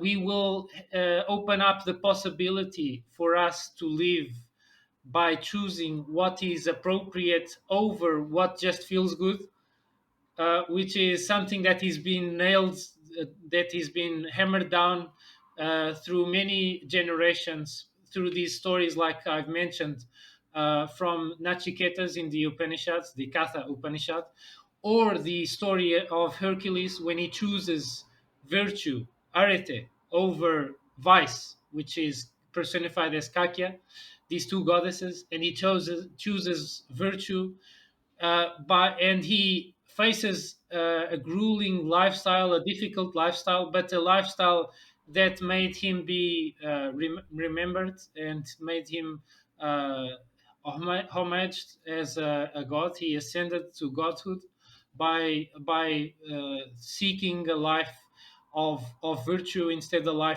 a life of pleasure. And so I think that we need, as a society that is focused on pleasurable things, of indulging the senses, I think that we need wisdom in our lives to become better human beings and to find a better relationship between us and each other, and with our world, with our planet Earth, to become better stewards of Earth.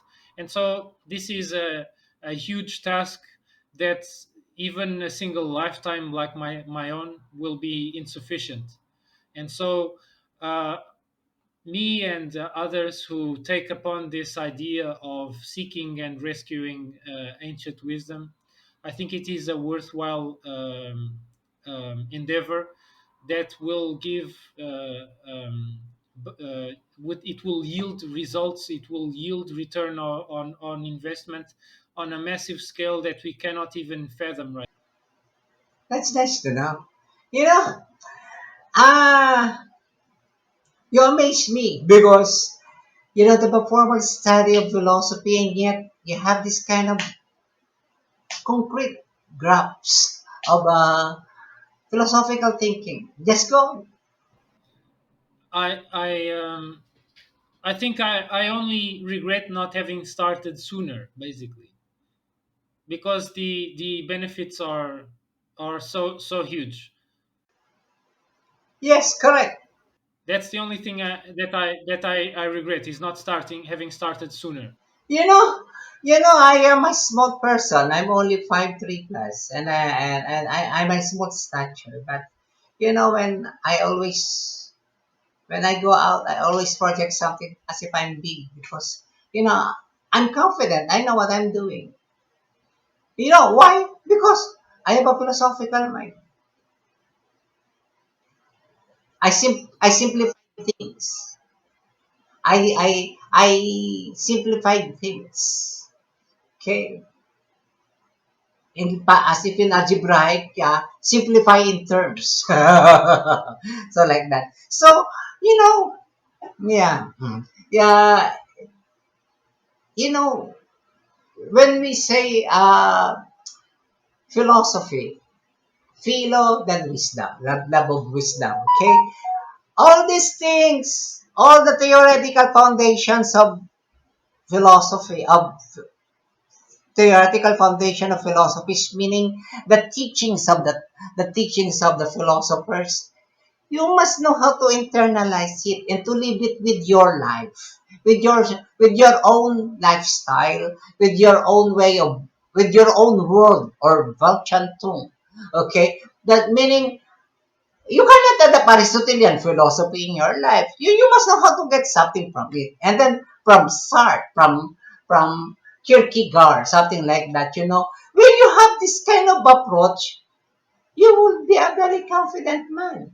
I go out and, I'm a small guy. I'm only 5'3", not 5'3" anyhow. But, when I walk straight. I talk straight. Because of what? Because of philosophy. I know what I want. I know what I'm doing, what I want to do. It defines things. Philosophy defines, put you in a proper direction if you know how to approach it. Now, for example, in the questions of uh, like concept of God, right? Because of being an atheist, and an atheist will say there's no God. An atheist say there is God, right? But both all of them are mere guess, okay? Because they cannot present evidence as the way as our mind wants it, right? They present evidence as on their own mind, on their own opinion, okay? But in a scientific way that we accept the present stage of knowledge, no, they cannot. So atheist would say there's God. Agnostic, there's no God. Agno- uh, Atheist will say there's no God. And agnostic, they say, I do not know. Okay? Now, precisely because, in terms of, you say, do you have money in the wallet?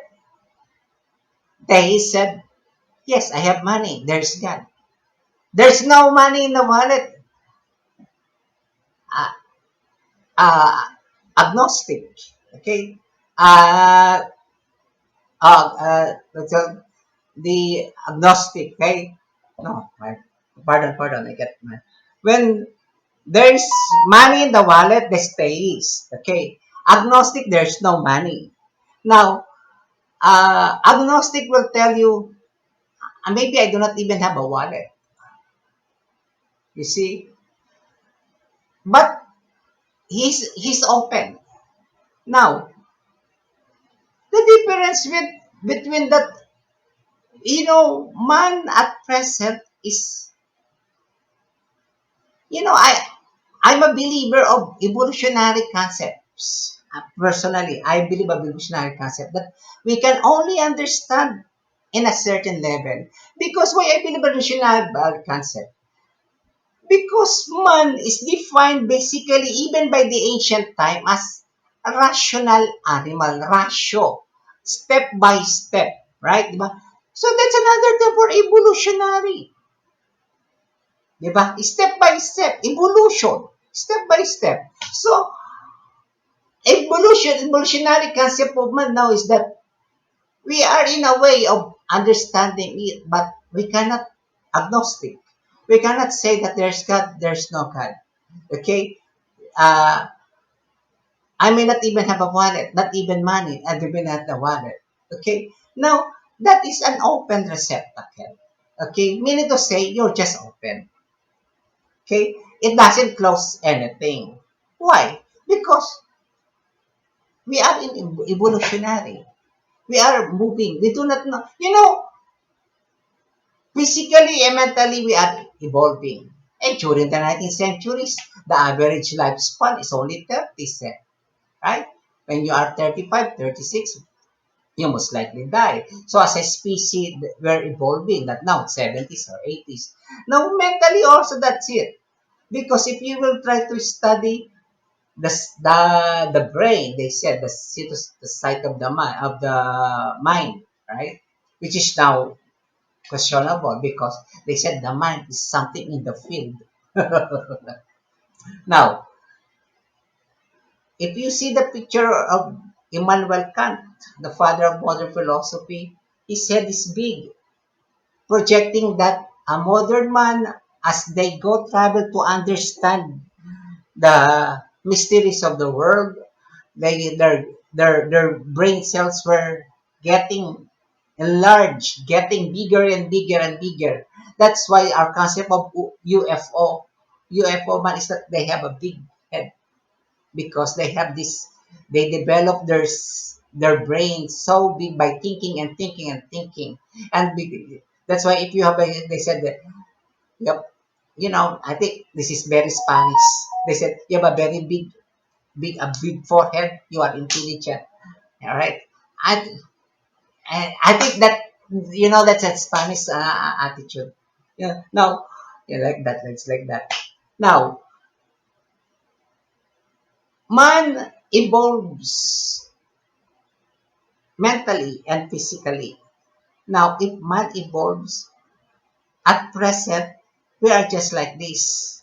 But does it necessarily mean we have to accept this kind of thinking? We have to go on. Now, the problem with religion is that religion is telling you, this is it. We are going to heaven. No, this is heaven. Philosopher will tell, philosophers will tell, okay, we travel by ratio. We'll try to reach heaven. We'll try to understand heaven. Religious people will shortcut you. Well, right, I will tell you, no, this is heaven. There's a difference. Yeah, I'm kind of skeptical of prepackaged philosophy. I really enjoyed today. You really um, enriched me with your knowledge and your wisdom. I'm really thankful for having had the opportunity to meet you with voice and video. It's it's really amazing to have the possibility to meet individuals like yourself by having taking the chance to risk myself to study philosophy. I've known amazing individuals like yourself, and I'm really thankful for that. It's really enriching my life much beyond reading just texts of persons that are no longer living. It's even more amazing to talk with people who are living right now, who are living philosophy right now. So I'm really thankful for having had the chance to meet you, and I really look forward to having more conversations with you as well. It's my pleasure, friend. It's my pleasure. Yeah, the feeling is mutual.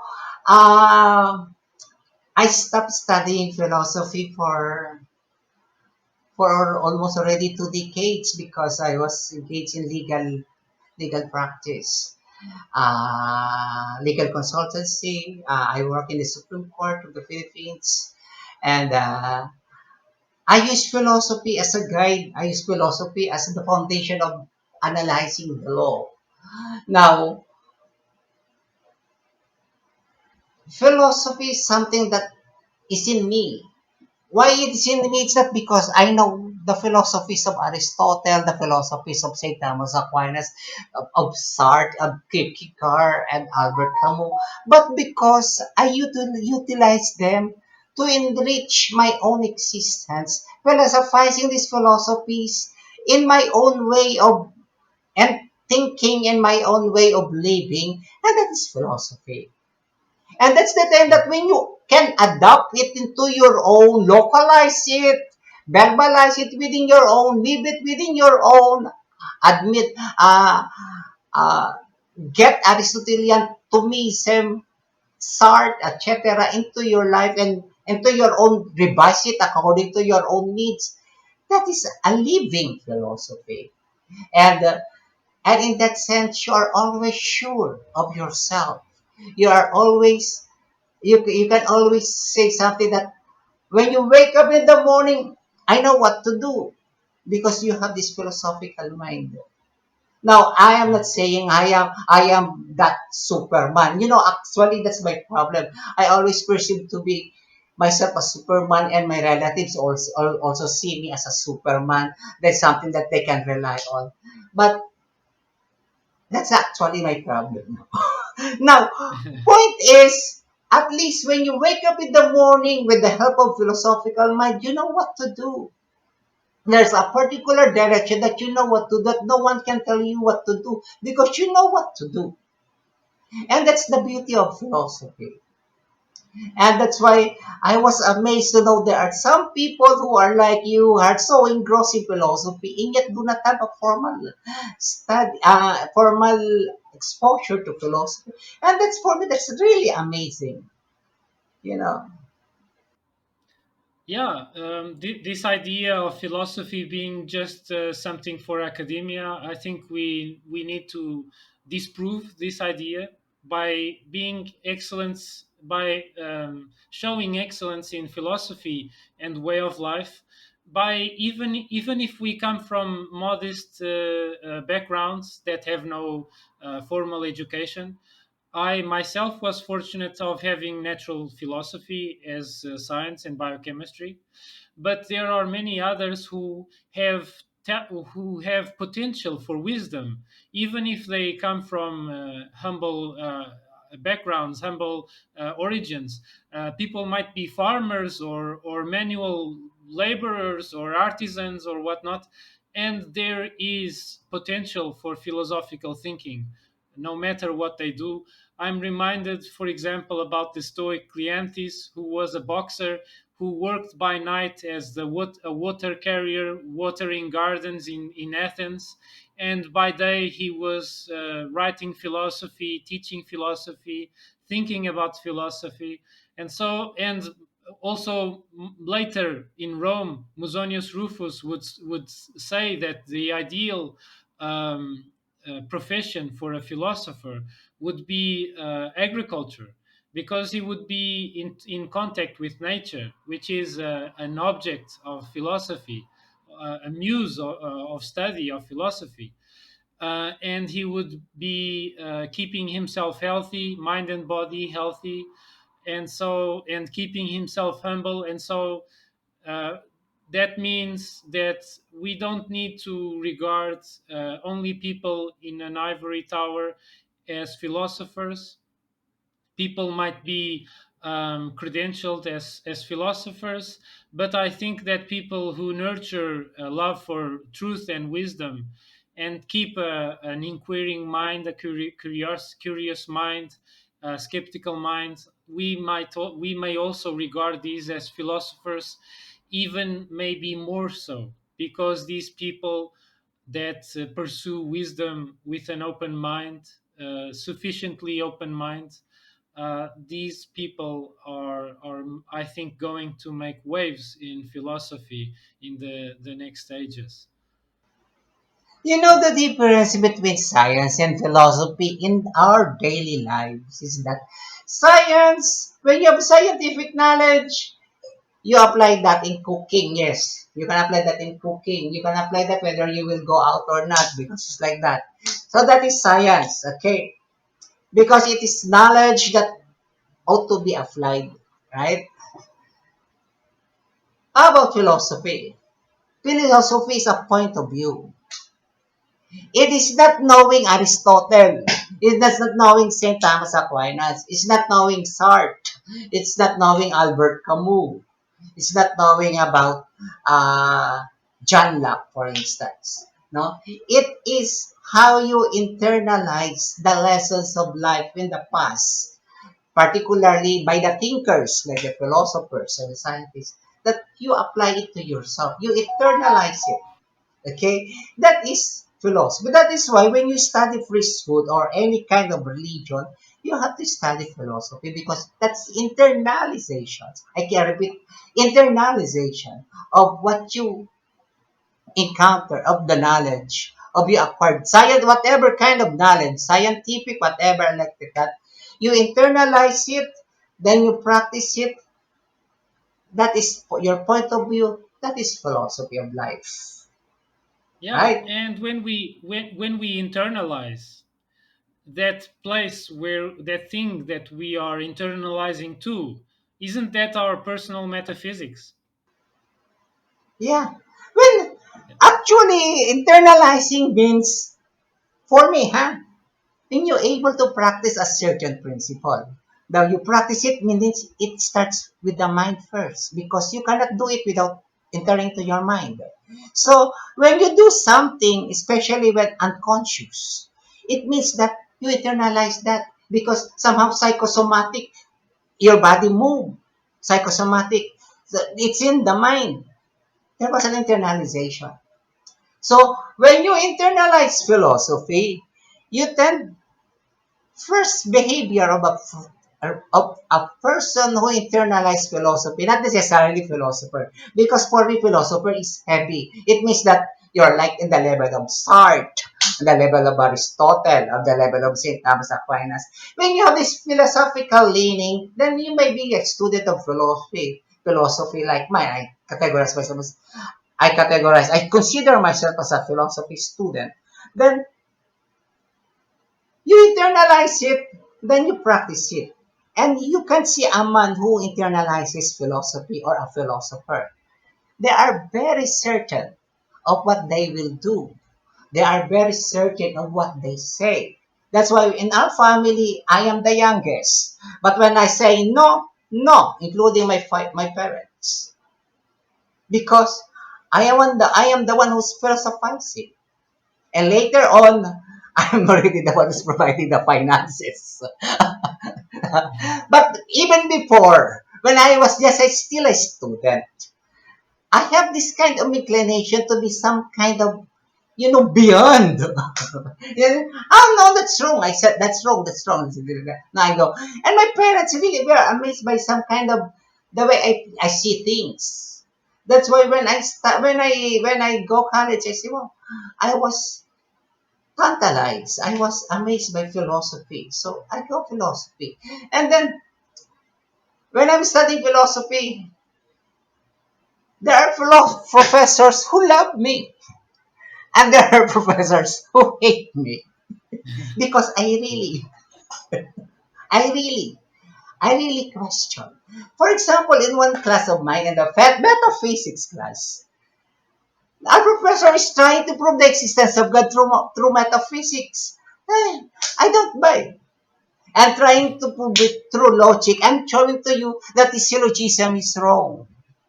It's not in the first figure, it's not in the second figure, in the third figure.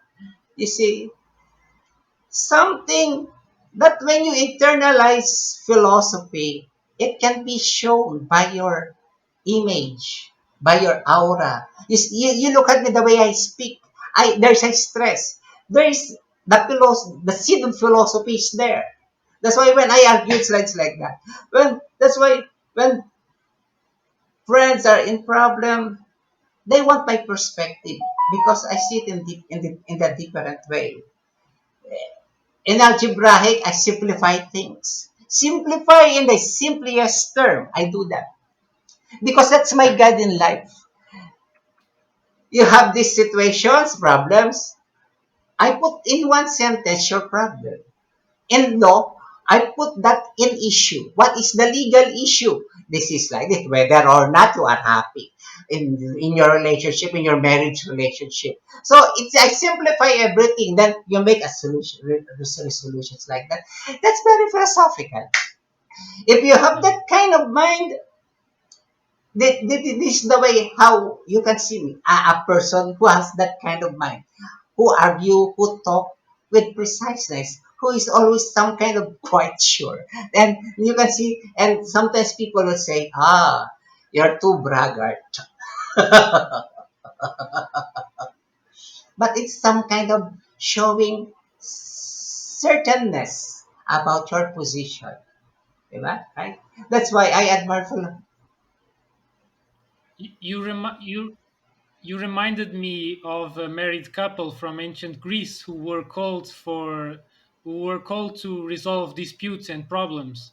It was the cynic Crates and his wife Hipparchia. They were living together as cynic philosophers, and they were very wise, and they were very good at resolving problems and disputes. And so in the city, everyone knew who to call when there was a difficult problem to resolve. They would call Crates and Hipparchia. So by being a philosopher, by being a philosopher, and people recognize that you have um, a nimble mind and a sharp mind, people will figure out that when there is some problem, they will spontaneously, I think, call you. So I think that makes sense by what you are telling. Normally people have so much ingredients in life. Ablibs, if you know that the word ablibs. So many things to consider, like that. No, simplify it. This is the problem, okay? Right? For example, you say H2O. You know it. What is H2O? Water. I simply went water, okay? And it's came up the chemical formula of salt. What's that salt? Salt. Okay? I mean, problem starts when things are complex. Yeah. Simplify it. That's why when say, what is the problem? Well, in law, we say, what is the issue? Whether or not that divorce should be granted. Okay. So, okay, focus on that. Simplify things. Uh, you know, sometimes when my guiding principle is that everything that comes into complex I simplify it. Algebraic expression. Okay. Before you can find the answer, you have to simplify it. You boil Like something you that. are a razor. You're cutting away the stuff that is non-essential. Yeah, that's why basically I don't see any problem, a complex problem. I'll be 59. And I don't see any complex problem in my life. You know why? I approach my life directly within my capacity and within my own limit. What can I do and what I cannot do. In between of that, there are no Yeah. other principles. What I cannot do, forget it. I will go to my garden. I will seek because I cannot do anything anymore. I will go with my dogs. I will go with my birds. I will plant tomato. I will plant at etc. I will do gardening because I cannot do anymore. Okay? I let it's beyond me. But what is beyond me? Expect a Spartan warrior. I will really fight for it. As simple as that. What I can do, I'm a Spartan warrior. What I cannot do, I'm like an ant. Will be working in the garden for my own Yeah. food. That, As simple as that. Things is complicated because we we complicate it, yeah. right? If it is 1 plus 1, why make it a division? Like, well, why you have to make it in an algebraic expression if it is an arithmetic? Why you have to make it algebra if it is only Yeah. arithmetic, Why right? show 2/10 if we can show 1/5? When we show Pardon? fractions, for example, if you show 2/10, two with 10 underneath as the divider, you could show 1/5. It's the same thing but simpler. You can simplify. You can Console? simplify these fractions. Yeah. Yes. Because you know what complicates things is the emotional aspect that we Yeah. attach to the thing. It is, yeah. We refuse to see when the heart is aching. You know, I'm going poet. You know, we refuse to see when the heart is aching. Now, what do you want me to do? To tell, to see, for you to see the reality, then I never forget your aching heart. yeah. Let us talk about it The, straightly. That's why they see the philosophers they said are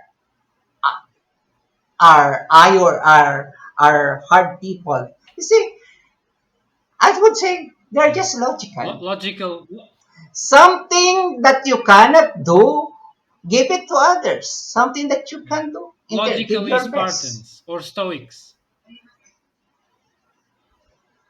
Aha, you see, I told you, my ancient philosophy only up to Aristotle. So when you talk about Roman philosophy, Yeah, I do not know that. I admit it yeah, to yeah, yeah. you. I do not explore that. But The then, Stoics were you see, heavily influenced by Spartans. yeah, So if you know Spartan, yeah. When you understand philosophy and understand life, somehow you become stoic. Because when I read some stoics through yeah, your passages, yeah, yeah, it's like that. You know, yeah, you know. My first impression of having some readings in Stoic before I met you is that in reading history, the Jews, okay, the rich Jews who were thrown as rags by Hitler, they had to fall in line for their food, right? The middle class people, the poor men, the poor Jews, and when they fall in line, the moment they get their food, they grab it and they eat like that. That okay. But the rich, they're stoic. They get their money, even though they are really aching for because they're already hungry. They still manage to go to their house and eat there because those food that they eat, they do not eat that in the normal times. Okay? They don't want people to see that there are sufferings. Okay? So they said these are people are stoic because they try to control some kind of emotions to the public and they protect their privacy.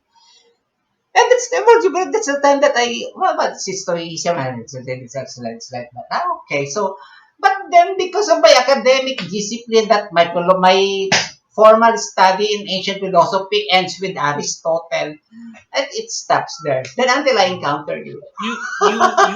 you missed a lot I mean because Hellenistic philosophy after Aristotle, it became really wild after Alexander the Great died. Stoicism is more on ethics, right? But if you have about a formal study Yeah. in philosophy, you Yeah, study everything. you In have the fact, wisdom that also Marcus Aurelius had in yourself, because Marcus Aurelius, he studied Socrates, Aristotle, Heraclitus. He was heavily influenced by Socrates and pre-Socratics. He was also clearly taught by Stoic philosophers directly.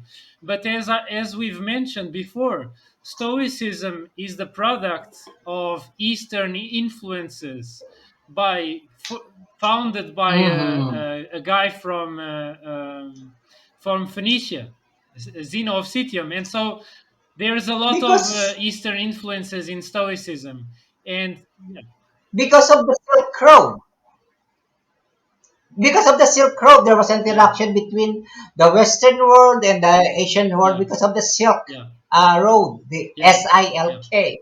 Okay, and although that is why the philosophies, the Asian philosophy mostly countered by the Western people are basically Arabian Peninsula, Arabian philosophy and yeah, Indian philosophy, Abyssinia, etc. Now, Ibn Sina or Abyssinia in Western Islam. And then the Indian philosophy, the Hindus, because they cannot easily penetrate China because of the Mount Everest of the Kathmandu. In fact, the first recorded Western, I may be wrong in history, but as far as I know in philosophy, in history of philosophy, The first man, Western man that enters China was Marco Polo, was already in the 16th century. About I may be wrong. I may be wrong. I want to thank you very much for from this conversation, for your wisdom, your teachings, your knowledge. Thank you very much, Victor. Um, Nice meeting you as well, and I hope we'll see each other soon. See you. Bye bye. Thank you so much. Yeah, it's my pleasure. Nice meeting you, friend.